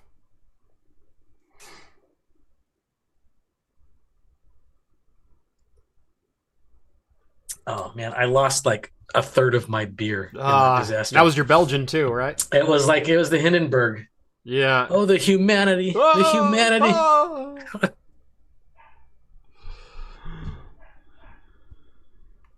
Women and children running for their lives. Oh, the humanity. Yeah. I mean, I was running for my life, but yeah. I don't know how I missed trying that. To save it. I was trying to save it. I was just. Yeah, I don't know how I missed that because I was reading the article and then I went back and you had a half full goblet and I went, oh, he opened his next beer and you're like, oh. Yeah, no, that's what it was. It's like, Jeff's talking. I'm done with I'll open it up. And just all this Old Faithful started shooting out of the bottle. So, how was your Belgian? It's actually really good. It is. I mean, it's a Belgian. It's a Dubel. It's very solid. It's very good. It's not like exceptional. It's what exactly you expect, and that's exactly what I wanted. So it's just a little on the overcarbonated side. That's all. Yep. I guess I left it out too long. I don't know. Yep. Warmed up too much. Yep. I've wanted to get a Mr. PC for quite a while, but I know me. Me is a problem because I wanted to have everything I could ever want, even though I don't even need those things. And so to get into Mr. it would be like $600. Yeah. Because I'd want the case, and I'd want the RAM upgrade, and I'd want I'd want SCART video output, even though I'm never going to ever use SCART. I've never owned a SCART device, but god damn it, the Mr. would be the first. And so I would go through the checklist and go like, well, yeah, of course I want that. And by the time I got to checkout, with my DE10 and all my add-on boards, it's like $600, which is why I don't own a Mr. So when I saw Taki was coming out with a $99 Mr. clone and potentially $160 for like literally everything you ever need ever for $160, I went, I'm sold. I need that. And I went, because I can do the software myself. I can do all the things. I've got the ROM collections already. I've got everything that I ever want for that. I wanted that, and I need one. I really need one. Someday. Yep. Let's see. This one hurt a lot. This is the Internet Archive. Oh, yes. So the Internet Archive for the last 2 years has been at war, and I will say war, with a number of book publishers. Penguin, who else is in this? Hachette, HarperCollins, Penguin Random House, and Wiley. And for those who don't know, the Internet Archive is a nonprofit organization which is attempting to basically archive not only the internet, but information as a whole.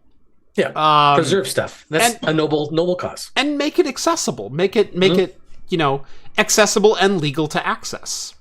It's a resource I utilize all the time, especially in the retro computing space. Trying to, find specific versions of an OS or specific driver files or a CD that had one particular demo that you remember in your 1992 blitzed youth. Oh yeah. Finding that one particular version of Chex FPS or whatever.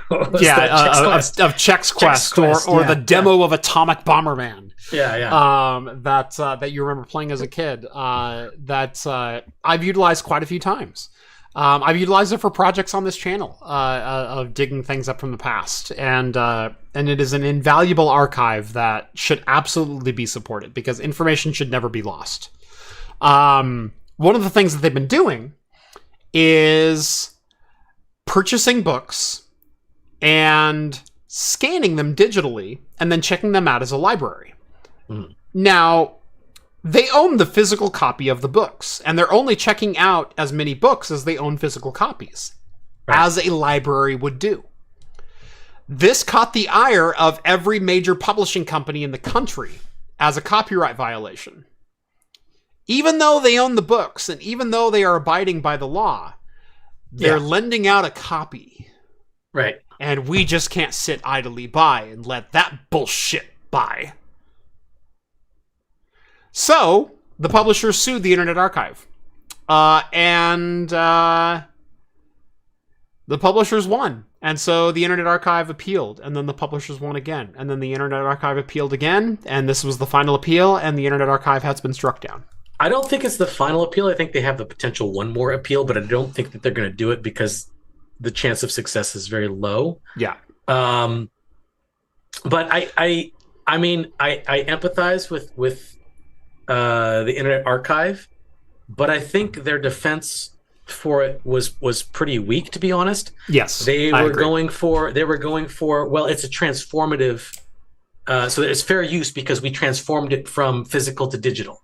Yeah, and so it's transformative, so therefore it's fair use, which I don't think is the defense they should have done. No, because they're like, no, that's you're basically just copying it. It's like saying somebody who went into a theater and filmed it with a video camera saying, well, I transformed it from it's transformative. Now it's on tape. Transformative. Now it's on tape. Now it's fair use. Yeah. That wasn't going to fly.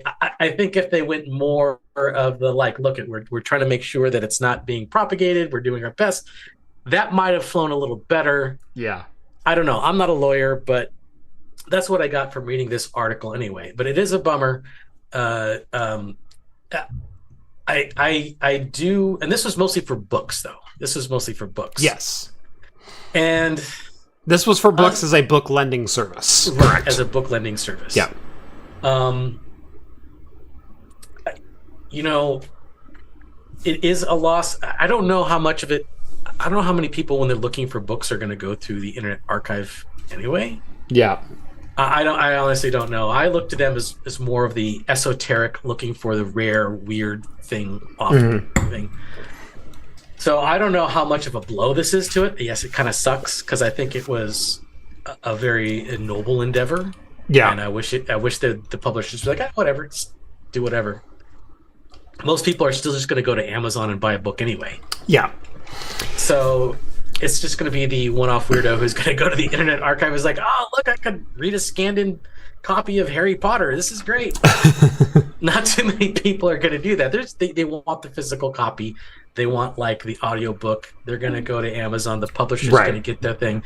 It's going to be, like, maybe 1% of the people are going to go to Internet Archive to find these things. Yeah. So it kind of sucks, but... Yeah. It sucks that their only defense could come down to transformative work, which was never going to fly. That's not going to fly. Because I don't know why they didn't try to go... gosh, what is it?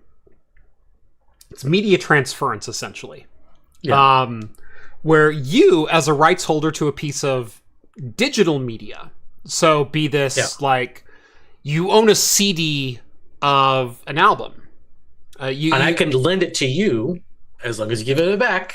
It's not even like, that. You, as a rights holder who purchased a CD, have the right to rip a copy for your MP3 player, so long as you're only using one at a time. Yeah. And why they didn't try that that transference of license, right? The media agnostic license. Yeah, because they weren't profiting. They weren't profiting from that. They're nonprofit. Right. They run completely by donations. So there was no direct like, oh, we'll let you, use this if you give us donations. No, you could use it or not. It was purely off of donations. Yeah. And I think they did have a check-in, check-out system. So like it wasn't like thousands of people can just like take one copy. I didn't read too much into it. But no, I think that's what it was. They had a check-in, check-out system, and they would only lend the copies that they physically had on hand. Yeah. So if they had only if they had only archived one copy of War and Peace, they would only lend one digital copy of War and Peace at a time. and you had to check it back in and remit all rights to viewing that work before the next person could do it. And this is a very common thing used by libraries across the country. Oh yeah, of course. I mean, it's the same thing. Like that's people can't sue me if I buy a copy of Lord of the Rings on DVD and then have a party watch Lord of the Rings and have everybody watch it. They can't sue me for doing this. Like, well, you had more. You had 20 people in the room. Mm-hmm. I want my ticket sales for that. It's like they can't do that. Now if I started like actually they money, can. Now you're getting into video into movie licensing, and yes, they can. Movie licensing is licensed for in-home private viewership. What is home private viewership? I brought them in. I said, this is where I'm at. You're at my house. I can't stop a person from. If it's playing in the background, what are you gonna do? What are you going to do? I just had it on. They can't prove that. As someone who has dealt specifically with this, movie licensing for playback gets really dicey really quick. If you've ever gone to a school and they've done a movie night, right? The school buys a universal license for certain publishers so they can play back those movies, or at least they should be. A lot of my former clients were school districts, and we would actually facilitate purchasing licenses at sometimes between $600 or $3,000 a year, depending on the school district and depending on what they wanted.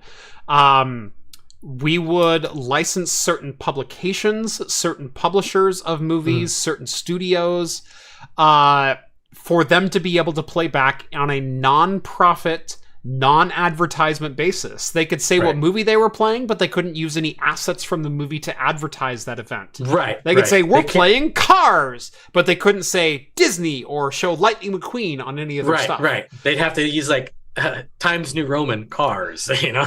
When the movie plays, it can only be visible by those who are present at the event. So if you had we want to do like a drive-in movie at the high school field, you had to make sure that the screen wasn't visible from the road from people driving by. I understand what you're saying. It got full of bullshit so fast. I know. Because I know tons of places in my area that do movies in the park where anybody can see it from any place. I remember as a kid having a drive-in theater not that far from my house and going up onto the roof and being able to tune into the radio station and watch it wasn't a great picture. It was a postage stamp of a screen, but I could watch it from my house. It was all the way over there. And it was all the way over there. Yep. It was all the way over there. So I remember that. So there is some bullshitty areas in there. Yep. And I don't think they're not, the movie studios aren't looking to sue people like that, to be honest, because I think it would be futile.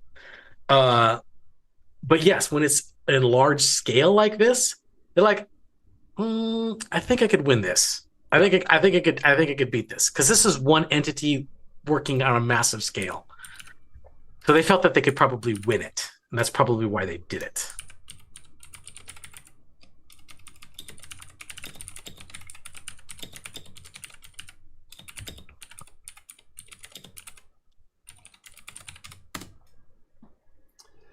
Yeah. So I have some experience in this industry, and it is shady AF.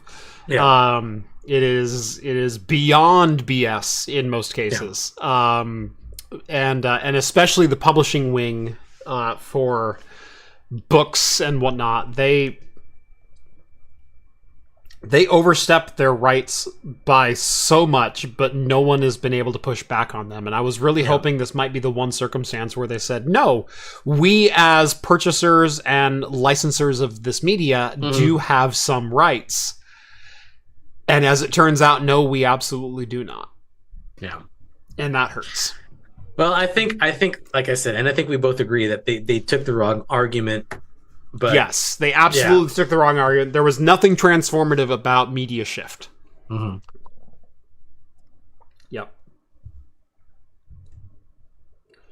It gets complicated fast, and their lawyers are higher paid. You are not wrong. That's true. That's true. Yep.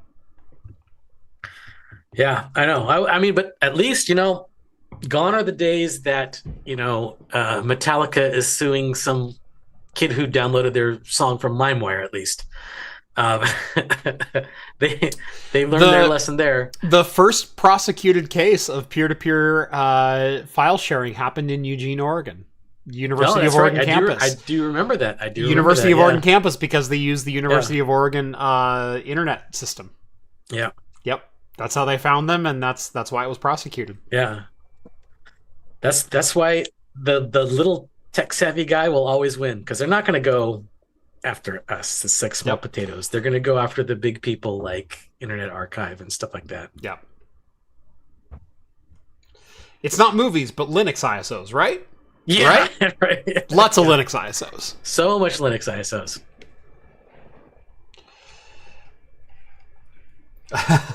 D says, can I just take a moment for Squirrel with a Gun, Squirrel with a Gun, Squirrel with a Gun? Have you played Squirrel with a Gun yet? I have not played Squirrel with a Gun. Oh, you need to go get Squirrel with a Gun. Okay. I almost did get it. I almost did get it because I saw it. I'm like, dude, that looks great. It's so good. It's so good. But I compulsively bought so many games like that, and it's like, oh, this is fun for like a couple hours, then I was done with it. The graphics are so freaking gorgeous on it. Is it really? Because at any point you're like a top down. So for those who don't know, Squirrel with a Gun, it's exactly what it sounds like. You're a squirrel with a gun, with a full size gun. And you full recoil from every gun that you fire, and you can pick up multiple guns, and there's agents that are out to kill you, and you're trying to collect acorns, and that's the game, and it's great. Gosh, where was I going with that? At any point you can like mouse down to the ground and bring your camera like super close to the squirrel, and there's like individual hairs and like reflections off his eyes, and it's so freaking good looking. It's the most beautiful gimmicky game you've ever played. It really is. You can dress your squirrel up in different outfits. You can choose your own outfits. You have different hats and accessories and clothing that you can wear. I mean, yes, technically it's only right now on Steam, it's only like $18. It's $18. It's $18. It's totally worth it. So I played it for like 3 hours yesterday because I found it yesterday, and so I bought Squirrel with a Gun. Normally the squirrel like runs around on the ground. Depending on the outfit that you equip, he will have different running animations, and so when he's in like the yellow sundress, he will prance around daintily with his arms up in the air. There you go. If it's that graphically detailed on your next hardware review, you have to do benchmarks with Squirrel with a Gun. I probably do. It's also fairly demanding. Yeah. My upstairs PC, which is I think it's a 13600K, but I only have an RTX 3050 on it right now. Because it's just my living room PC. Like I don't want it to draw 700 watts. Okay. Right. 3050 is not bad though. I mean, it's pretty decent. It's a fine card. And it plays every game that I want at 1440p, medium settings. You know, 60 FPS. Like that's all I need upstairs. But it struggled at times. Did it really with the gun? Yeah. Yeah, there's certain camera movements that kind of brought it to its knees. So, God, do I upgrade my graphics card just so I can play Squirrel with a Gun? Maybe. It seems like an important landmark in video game history. Squirrel with a Gun. Is it like an MMO with quests? It's kind of like Goat Simulator. Yeah. Actually, I had a lot of fun. So my son was like, he really loved the original Goat Simulator. And when Goat Simulator 3, they skipped 2. They went 2 and went to 3 as a joke. And when it first came out on Steam, we had to get 2-player. And I actually had a lot of fun playing Goat Simulator 3 with him. It was a lot of fun. Nice. It was just screwing around, doing silly stuff, doing stupid stuff, just doing the dumb quests that you have to do. Yeah. It was actually fun.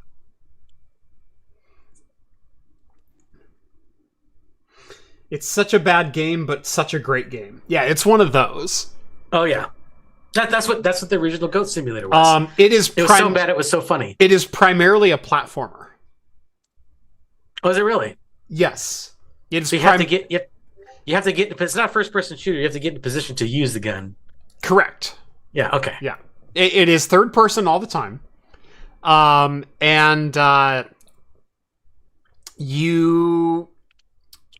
The movement is very precise yet vague, and so a lot of it is like jumping from platform to platform or climbing up poles, and there's a whole bunch of different movement mechanics that you have to learn.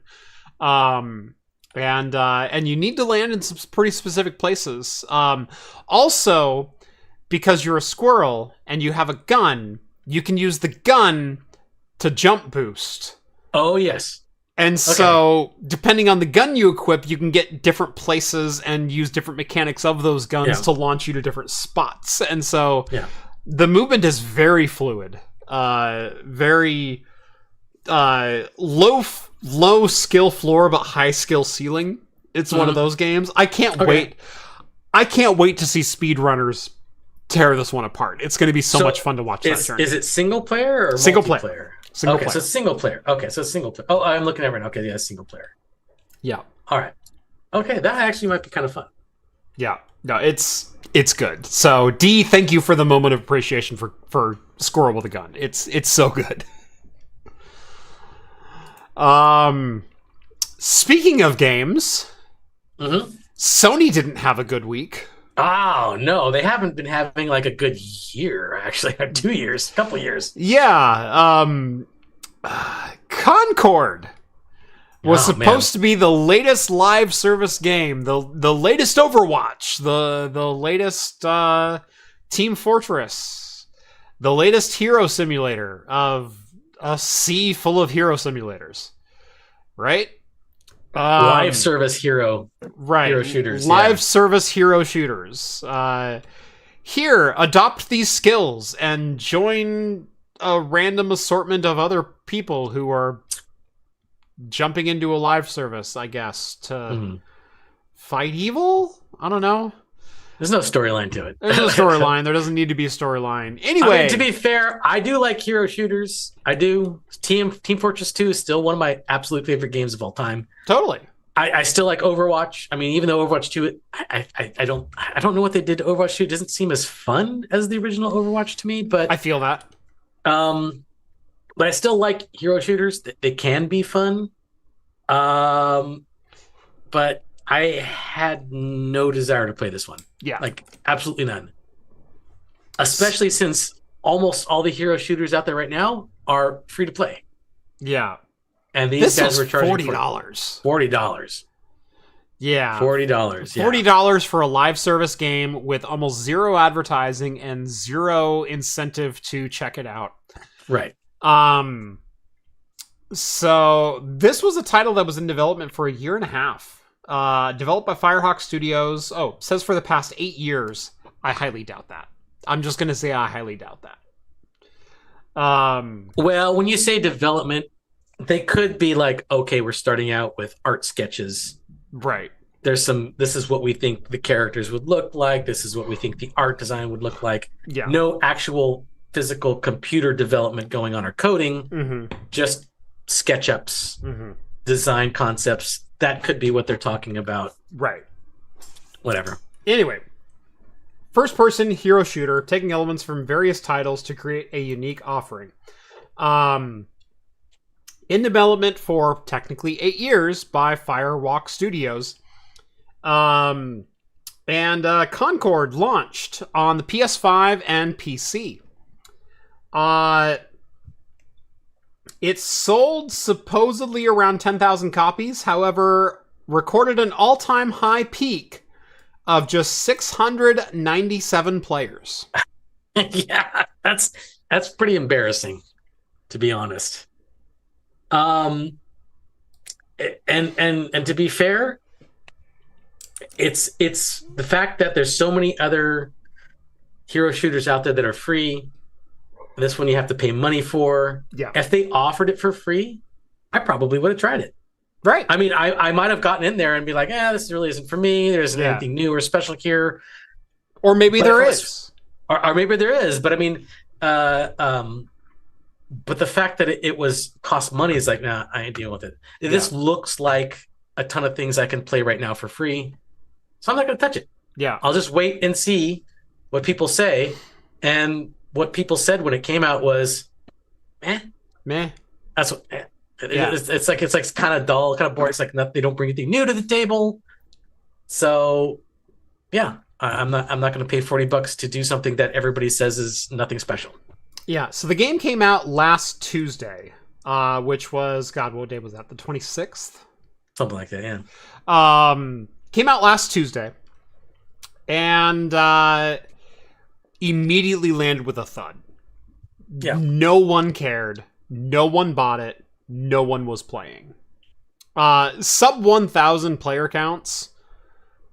You can get better results in San Andreas today. Oh, I know. There's like old game. Doom 2 has probably got more player counts than that. Yeah. Like, that's...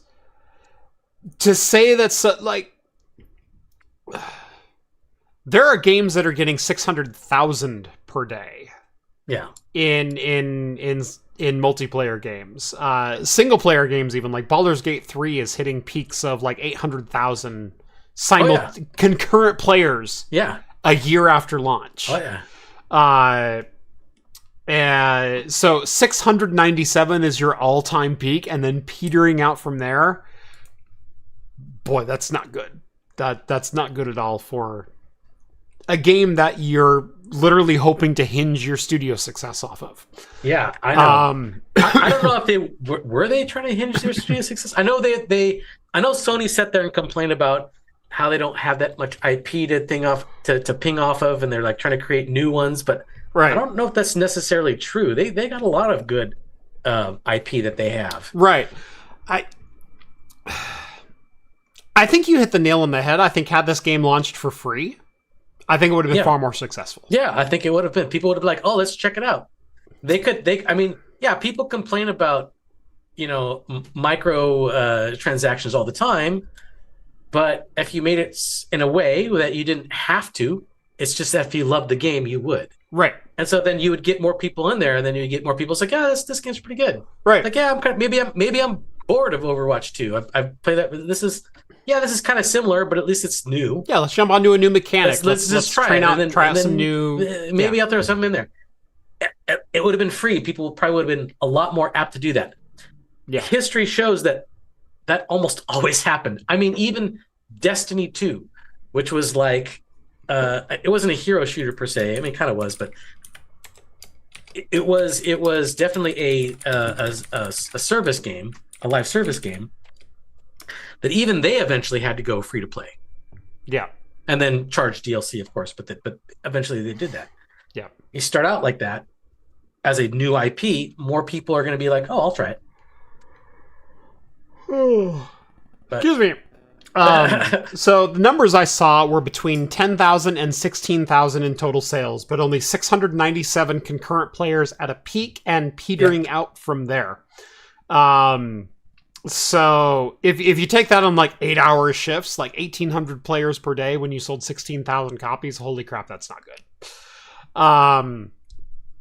So not only did no one buy it, but no one cared who bought it. Yes, I know. If you played this game, you were in the top 10% of players, which is insane. Yeah. So Sony pulled the plug. Sony pulled the ripcord. And as of this Friday, the servers are going dark. Yeah. They still might be like, okay, and this could be their play. They could be like, oh, here's the writing on the wall. Let's pull it now. Let's do a quick retool and re-release it as free. Yeah. That might be what they're doing. They might do that. I'm guessing that might be their strategy moving forward, although if they were planning on just a buy-in as a $40 product and then a free-to-play product, right? They may not have had any plans for DLC, cosmetics, anything like that. So they're going to have to implement all that if they want this title to succeed. Yes, I know that they have to do that. They have to branch off cosmetics into like a microtransaction and stuff like that. So there's probably going to have to be time to code that and tool that out to do that. I would say at least if they worked and crunched it, probably a month. So they probably saw the writing on the wall. Like, maybe, okay, let's wait until like late October, November, maybe. Yeah. When Christmas stuff comes out, let's re-release it as a free-to-play service. I bet you that's what they're gonna do, because like they just saw the sales and they saw the player count. They're just like, this is not gonna work. How can we salvage it? Right. And that's probably what they're gonna do. But we'll see. I mean, I can't see, because it said they were in development 8 years. Sony releases Dawncord this holiday season. Yeah. Well done. But I mean, even if they do that, it may be a Hail Mary, because this project has the stank of death on it so bad. I don't even know if releasing it for free is gonna really help it, to be honest. Because it didn't Cliff Blazinski do the old Cliffy B? He had that with Lawbreakers. Yeah. He had that. It kind of came out. It's like, oh, this is gonna be the next best thing, and then people got it and they're like, eh. And he's like, all right. I think it was like maybe a couple months afterwards, and then he took it down. And then he tried to release it for free, and everyone was still like, eh. Yeah. No one wanted to really anything to do with it. Yeah. You know? I mean, yeah, it's hard. It's hard to break into like the big competitive shooter genre. Get some people excited about it to move away from their Counter-Strike 2s and the Overwatch 2s and the Diablo, well, whatever they're doing competitive now. I don't know. What are they doing now? I don't know. You sounded like such a boomer just now. All their Counter-Strikes and Diablos. You've seen my backlog. You've seen my library. I go back. I'm like, oh, it looks like fun. I'm going to try this now. I don't keep up with the new stuff anymore, hardly. What's this Final Fantasy 12 about? I went back and played Final Fantasy 9 because I never played it. I had it in my library. I'm like, oh, this looks like I've never done this in a while. I'm going to try it. Seriously. Novella Hub. Concord 2, the search for more money. Exactly.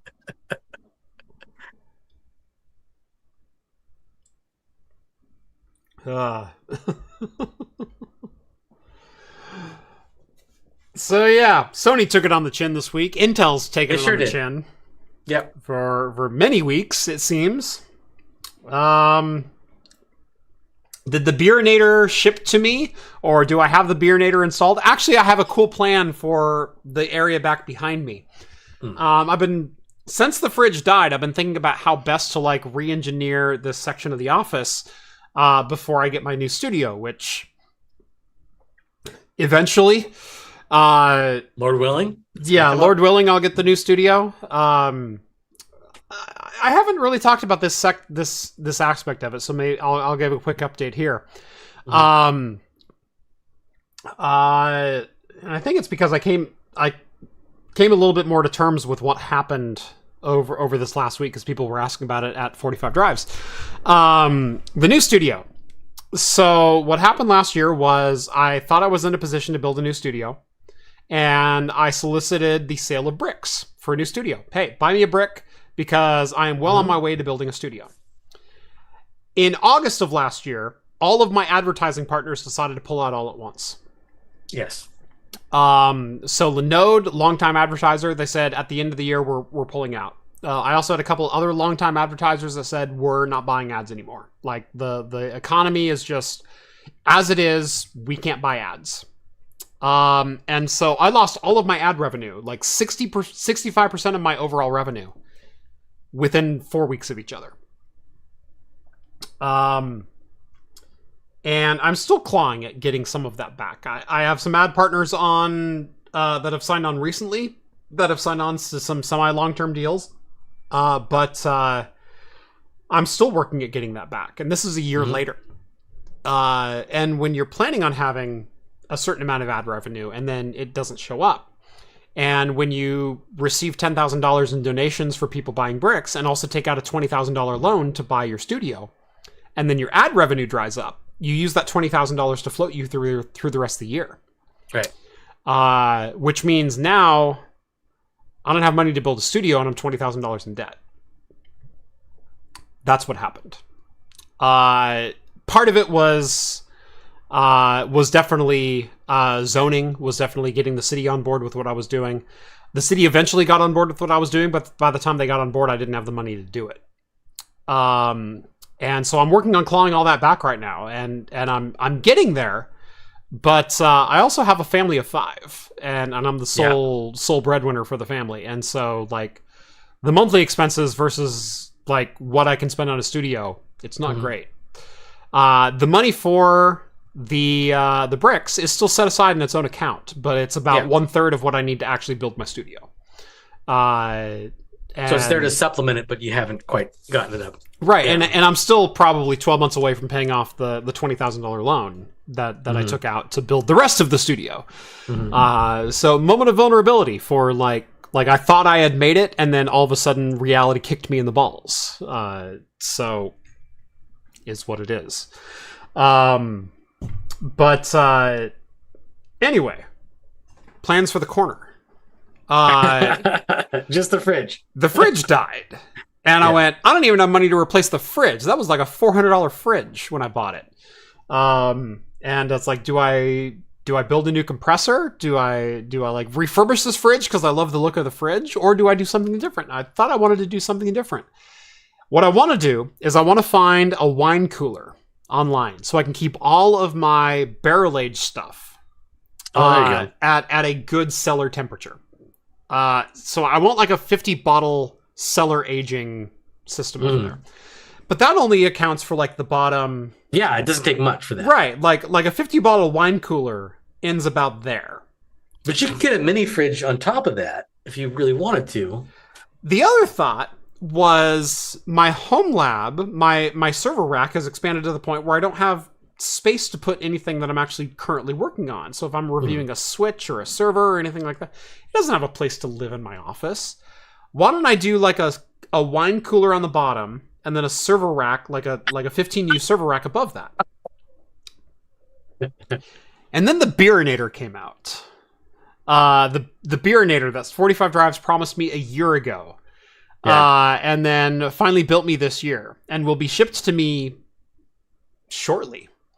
So what if I did a wine cooler followed by a 15U server rack with a Beerinator in the center? There you go. That's my current thinking. Okay, yeah, let's see it. Let's do it. Yeah. So that's what I'm thinking right now. The new studio build, I'm still hoping happens within the next 12 months. I am working on getting more financially stable, and I mean, part of that was honestly selling a car that I don't need. Eliminating insurance payments on a car that literally just sits in my driveway. I'm downsizing from 3 cars down to 1. I'm probably going to end up selling my truck as well because I have another vehicle that works better for my family that has been sitting there that needs a little bit of attention. I have a Mazda CX-9 that needs an engine rebuild, but it fits my entire family and it has almost all the utility as my truck does. So I'm probably going to sell my truck. But then I also need the advertisers to return, and they've started to return. And in fact, I'm working on a couple of deals behind the scenes right now that might be very, very lucrative very quickly. Also, Axe Effect, with Axe Effect launching its retail version, hopefully in the next couple of months, at least taking pre-orders on the retail version, that'll help supplement the income as well. And I'm less reliant on YouTube. I'm less reliant on advertisers. That's the whole point of Axe Effect. That's a good way. Yeah, absolutely. So yeah, lots of things kicked me in the balls in the last 12 months, and I'm still here. Thought about bankruptcy for a little while, like definitely did. But I'm still here, and we'll keep going. What happened to the CX-9 engine? The same thing that happens to all of the 3.8 liter Mazda engines, in that at about 150,000 miles, the rings relax to a point where they can no longer hold oil pressure. And they just leak. And so it's no longer sucking oil up into the upper valleys of the engine. And they're great cars to 150,000 miles. Mine has 154,000 on it, and about 3,000 miles ago started giving some oiling issues. And I think we caught it in time where there's been no major damage to it, and it's just a great candidate for a rebuild at this point. So that's what I'm hoping to do with it. Is I'm hoping to pay someone $2,500 to do a full top end rebuild, new pistons, new head, new valves, new springs, getting another 100,000 miles out of it, and get another 150,000 miles out of it. And that so that's my plan for that car. And honestly, I always loved that car. It's a fantastic vehicle. And if I can, rebuild that and make it work, then yeah, we'll make that work. And like I said, and at that point I can sell my truck. My truck's still probably worth about $10,000. So we'll sell that. We'll put that in the bank, and we'll keep moving forward. But yeah, it's been a rough year, financially speaking. Still got barley wine in the basement. I got barley wine in the basement. The other thing that added to this year was I paid almost $40,000 in taxes, and then I submitted my taxes, and I went, okay, this should be what I had to pay for this year. My goal is to break even, and the IRS said, no, you owe us another 23. Oh, yeah. It's like, I don't have 23,000. So all of my money, all of my ad revenue for the last 4 months has gone to paying off taxes from last year. Now, did you do like John does and deduct all the beer you purchased, because you do review them? Every beer I have bought for the last 6 years is a tax write-off, and it's amazing. But it turns out all the tax write-offable beer in the world can't account. It's not going to compensate for the. I get it. Yeah. I mean, if you can get a beer evaluator to say that, rare bourbon barrel aged thing that you drank that you bought for $10 is actually worth $1,000. Maybe, I don't know. I drank it on air. Nah, receipts are a thing. They are. Yep. So yeah, no, it's been a rough year. As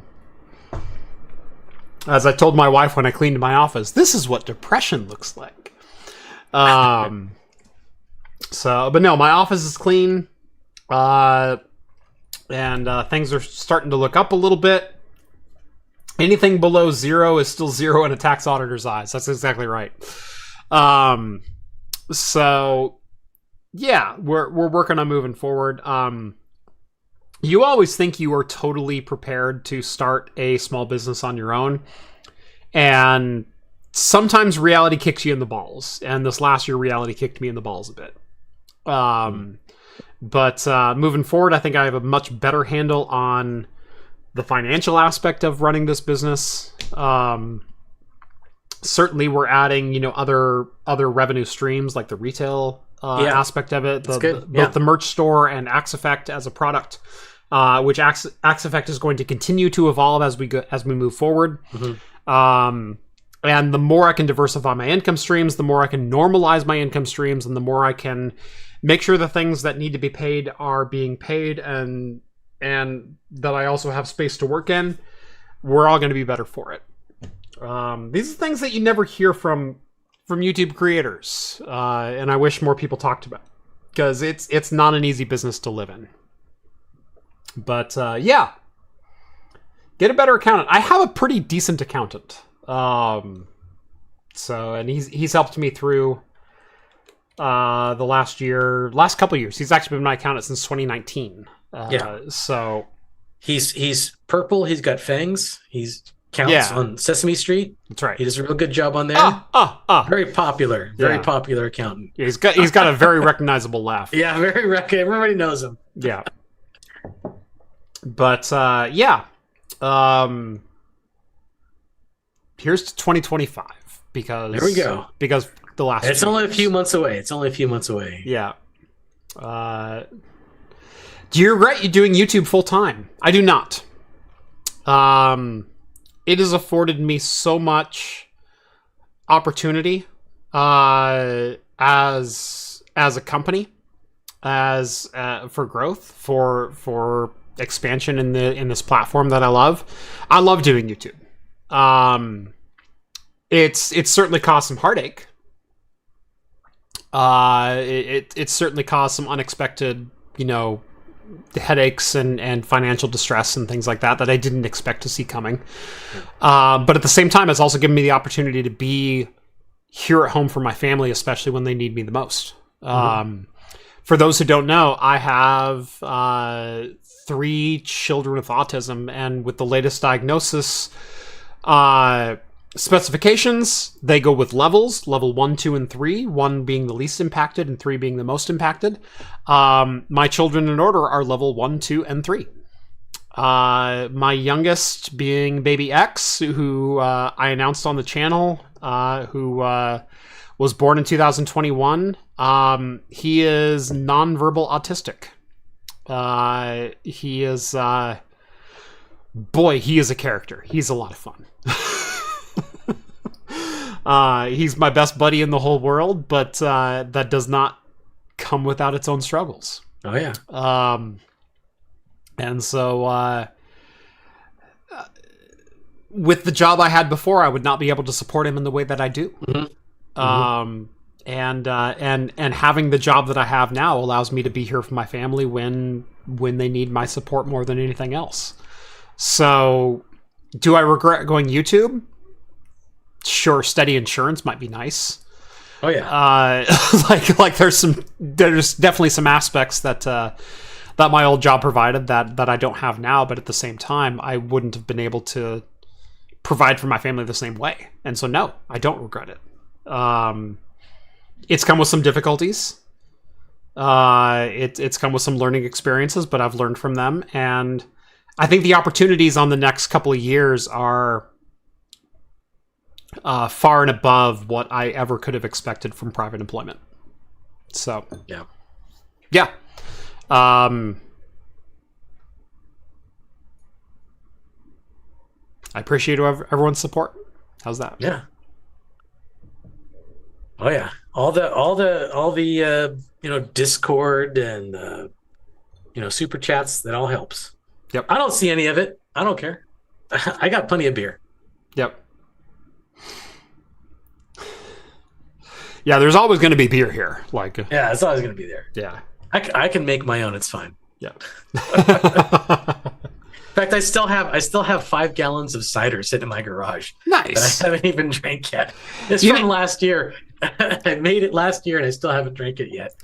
You know what's funny is for all the interest that I have in beer and spirits, the one thing that I want to make for myself is mead. I've always wanted to get into mead. Okay, so the only reason why I've never gotten into mead is because I'm too impatient. It's not that I don't love mead, I do. It is that because I've had friends that brewed mead, and they're like, "Oh, it's done. I've brewed it for like 2 months," and I tasted it, and it's garbage. It just tastes terrible. Yeah. No, mead is a 12-month at minimum process. Yes, you have to let it sit for at least 12 months before it will taste good. Yeah. And now that you mention it, the fact that I let apple cider sit there for a whole year makes me think maybe I can do mead now. Maybe I'm at that level of patience where I can do some mead. That might be a good thing. Yeah. I don't know. Yep. I start being a beekeeper now. Get an apiary or something. Patrick says it's been 3 years already. Oh man, time flies. Yeah, he turns 3 in November. He's 2 months away from his 3rd birthday. Yeah. The baby X. Yeah. Yeah. That'll be a story for a day in the future. I'm sure in the future, I'm sure I will do a dedicated video on baby X and the family as a whole, because people ask about that. And I, while my lane is tech and craft beer and things like that, like there are people out there who care about my family and care about me as a person and whatnot. And one of the things I manage with on a day-to-day basis is my nonverbal autistic 3-year-old son. And there's a story there. There's a story about his birth. I could go on and on about the day of his birth, in which I didn't know if I was bringing him home, let alone my wife home. Like there was some serious question marks in the air that day about whether I would be a father of 3 or a single father of 2. Like that, It was a possibility that day. So everyone just keep that in mind whenever you see someone on the air. And, we're still human. We're still going through things. I'm still a person. I still put my pants on one leg at a time, and I don't even make gold records when I do it. So, Zeus sends $50. Well, thank you, Zeus. My friend.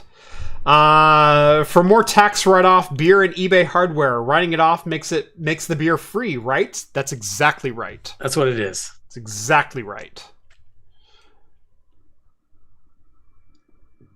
Allison says, I want Jeff happy and safe and with money so he can keep making the content I love. Thank you so much, Allison.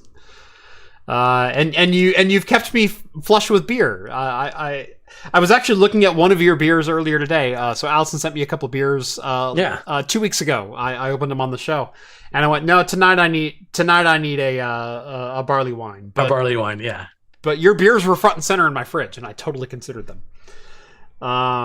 Yeah, family is family. You can keep that all personal. No need to share unless you want. I kind of feel like I want, because part of this channel is part of my journey as a person. Yeah, exactly. And you never know someone's story until you walk a mile in their shoes. And I always joke that I could be a stand-up comedian because I've got enough early childhood trauma to qualify for that. So,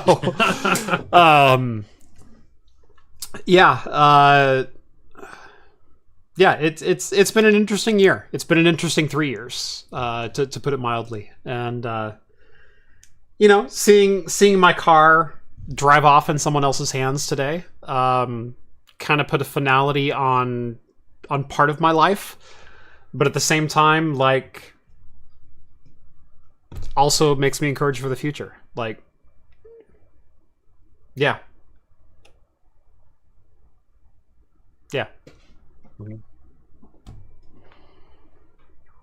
But I'm happy. Don't think I'm not happy. Like, I'm so happy right now. Maybe I'm anxious, maybe I'm depressed, but I'm happy. It's okay. I want to see Rhett's room under the stairs.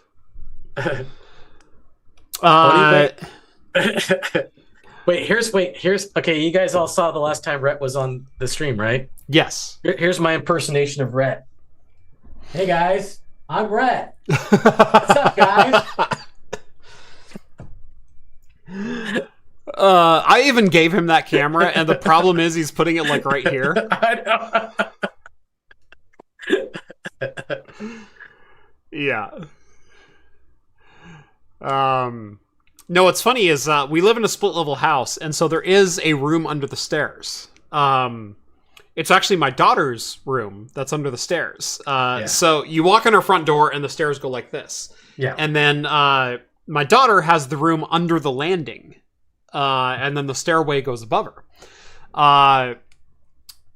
It was like walled off, or it had like this little like cabinet door on it was all when we moved in. And it was literally just like bare concrete and that was it. It was about 3.5 feet tall. It was 12 feet long and about 4 feet wide. And my daughter used to like to crawl in there and read books. And so she would crawl in there, she would bring a couple pillows, and she'd read books. But it's like, she's sitting on the foundation of the house. Yeah. And it's like, that can't be comfortable. Like I understand you're 9, but that still can't be comfortable, right? And she goes, it's fine for me. And I went, it's not fine for me, because occasionally I'm going to go in there and I'm going to read stories and like, no, it's not okay. And so I went in there and I painted all the walls, and I put up, and I built her a floor, because there was also like a 2x4 that was bisecting the room. And so it's like, there's concrete over here and it's cracked and it's flaking up. And then there's a 2x4 in the center, and then there's more concrete and it's flaking and it's tearing up. So I added some 1x2 stringers across the floor, and then I laid some plywood on top of it with some foam padding underneath and foam padding on top. And then I carpeted the whole room. Oh, nice. Yeah. And so now it's like this plush, there was a carpet store. I went and found some remnants of carpet pad and carpet at I paid like $40 for this 8 by 12 foot rug, and then cut it up and added it as carpet. And then I also added trim, molding trim to the whole room, so the carpet stays down and it looks pristine and beautiful. I then added crown molding to the room and put RGB lighting inside of there, so she could turn it on to white if she wants to read, or she could turn it on to like red or rainbow or whatever the she wants. And so she can go in there and party, and it's a cool little space. And so she goes in there and she reads books, and she's got like this little cozy reading nook. Nice. That's wonderful. All kids need that. So yeah, and we call it the Harry Potter cupboard because it's the cupboard under the stairs. It's covered the stairs, yeah. Right. Exactly. Where you can get involved in a miniature equine aficionada. Exactly. So... But yeah, no, she had this little space, and I wanted it to be cozy, and now it's totally cozy. Yeah, no, we have a space like that under our stairs too. That but Max doesn't like he doesn't like crawling into that much. He likes hanging out on our bed. I don't know. It's just like going to the stairs, you can do whatever you want. It's like, no, I want to be on your bed. Jojo says, been a rough year for a lot of us. You are not alone. Yeah, a lot of my YouTube friends are not alone in that as well. Like I said, Linode pulled their advertising from me with 2 months' notice. They let me know sometime in September, so about 2.5 months' notice, and they said at the beginning of the year, we're not renewing. That was almost $3,000 a month just to like evaporate from you with no one to fill the void. That's hard, yeah. You know, and there was like a 3-year period where every single video that I published had an ad on it. And I went from charging $500 to charging almost $1,200 per ad. And even more for some of the partners that had signed on long term, that my advertising was very targeted to their demographic, like Linode. Then all of a sudden, all of that evaporated all at once. And now I'm living on AdSense and Amazon affiliate links. And that doesn't pay what you think it does. So, yeah. Calbretto sends over $10. Thank you very much. I very much appreciate that. Cheers. Looking forward to the new studio whenever it shows up. Yeah, it's still something I research about every 2 months of like what's the latest thing that I could jump on. For a while, I was looking at buying an unfolding container from China. These have been showing up on AliExpress and Temu and things like that. I've seen those. Yeah. Buying a 20 by 30 foot unfolding container space. That is still something I might do. You can buy them for less than $20,000, and then you have to rent a crane to put them into position. But you basically set them onto pier blocks and then unfold them, and then that's your new studio space. And I went, that's perfect. That's all you need. 800 square feet, and that does everything that I need, and it's got a bathroom and a kitchen. Are you kidding me? I've gone back to doing a stick built, but trying to find a local company that might want to help sponsor like a steel building. So still building up on pier blocks and still like a wood, like pier block based foundation. And then, hoping that kind of takes off, and, or rather hoping that I can get everything that I need in there.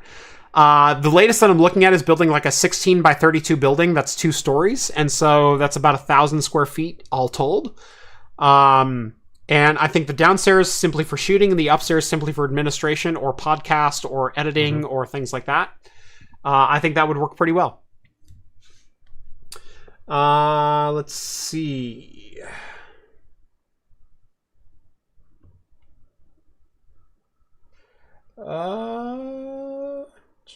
Hey, if you ever need a spot under the bridge with the rest of the losers, you're always welcome. Thank you, I guess. I want to be a troll too, I guess. Hoping that Axe Effect takes off once in production mode. I'm hoping that as well. I think Axe Effect has a... Look, we sold 400 beta units basically in 2 months. If you extrapolate that out and extrapolate that to the number of people who said, as soon as you have PoE, I'm a buyer. It's a good product. It's a very good product. And it's not going to be our only product, mind you. We're coming out with a number of different products that I want to fill a number of different market spaces with. I feel Axe Effect could very much be 1,000 units a year. It could also very much be 5,000 units a year. At 5,000 units a year, it's 2.5 times what I make on YouTube. Flat out. So... you double my income and you see what I can do with it. That's all I'm saying. There's so much that I could do with that kind of revenue stream. Both for the channel, personally, professionally. There's so much that can be done with that kind of revenue stream. And it makes me very excited for the October launch. By the way, our PoE development board that we made for developing the final unit, it arrived today. Nice. I didn't get a chance to go pick it up, but I will be picking it up tomorrow and literally shipping it to my developer, who it should have shipped direct to from in Canada, but for some reason shipped to me first. So I'm going to have to overnight that to him. Yay, more expenses. But I do have good news. Our Ethernet controller is working right now. We have our Ethernet controller working. You get it working. It's all up and going, huh? So, yes. So Axe Effect version 2, or rather version 1, PoE, is on track. Going to have Ethernet integrated. Yep. We're hoping for an announcement at the end of October. Is that going to up the price point, or is it going to keep it pretty level? We're going to have a higher price point for this one, but it's going to have many more features. It's going to have 2 temperature sensors, which also do pressure and humidity, as well as a water contact sensor. Oh, nice. Cool. So yeah, it'll be more expensive. We will be coming out with a final Wi-Fi version, probably within the 6 months after this one launches. That will be exactly what Axe Effect was, but a purpose-built version, not using the Raspberry Pi Pico as a development board, but rather a purpose-built, in-house built circuit.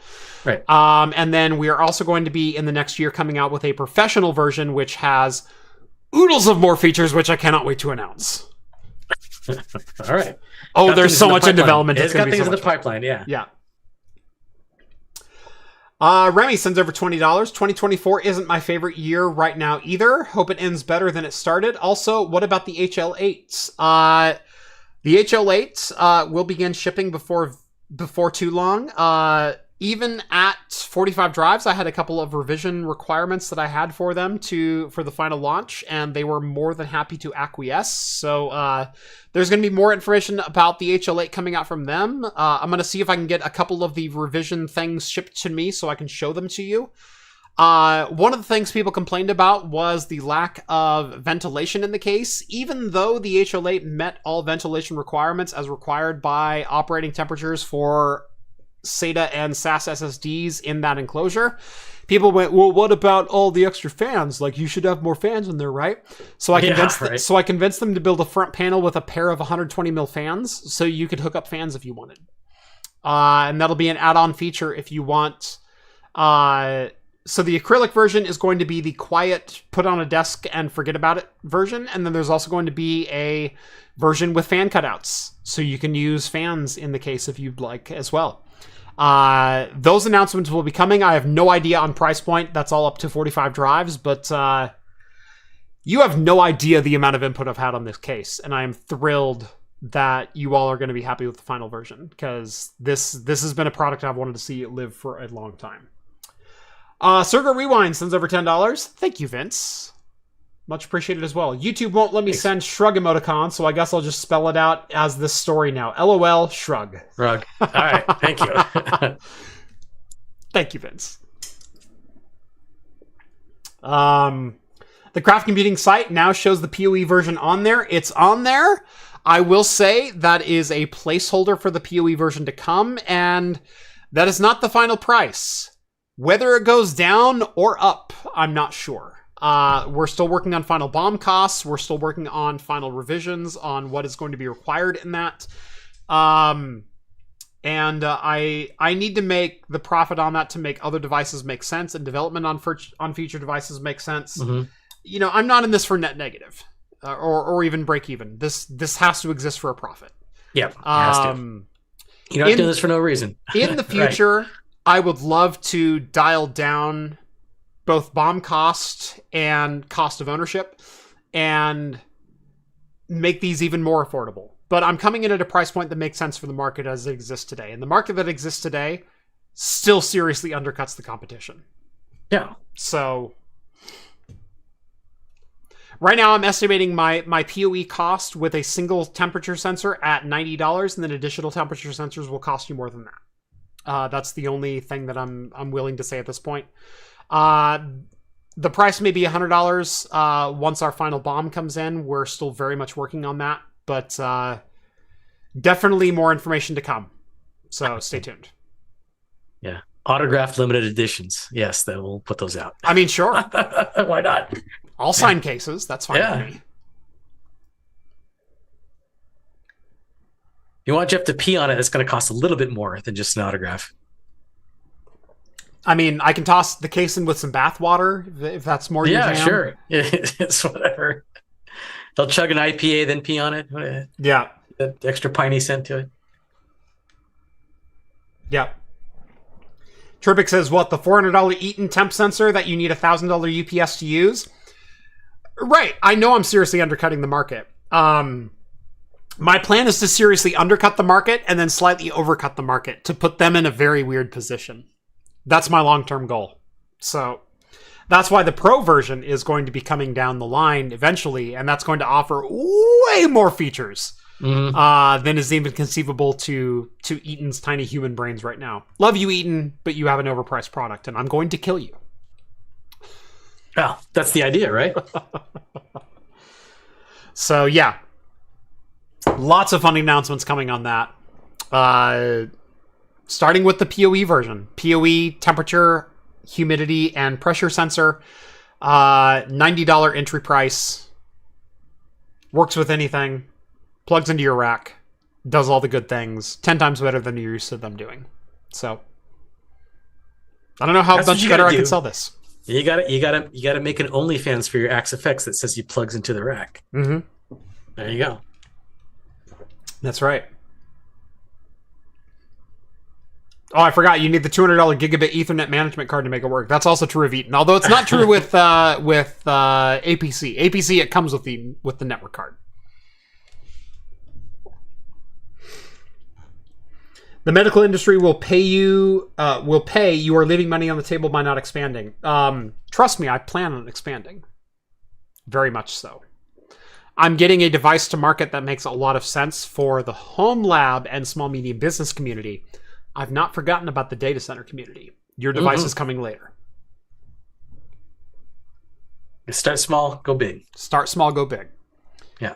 Undercut the industry, make them compete with you, and then hit them where it hurts. That's the financial plan. So stay tuned because lots of fun things are coming. Anyway, this has been episode 350 of Talking Heads. Yeah, it's been a good one. It's an anniversary. We didn't get to do an all hands show, which we were hoping to do.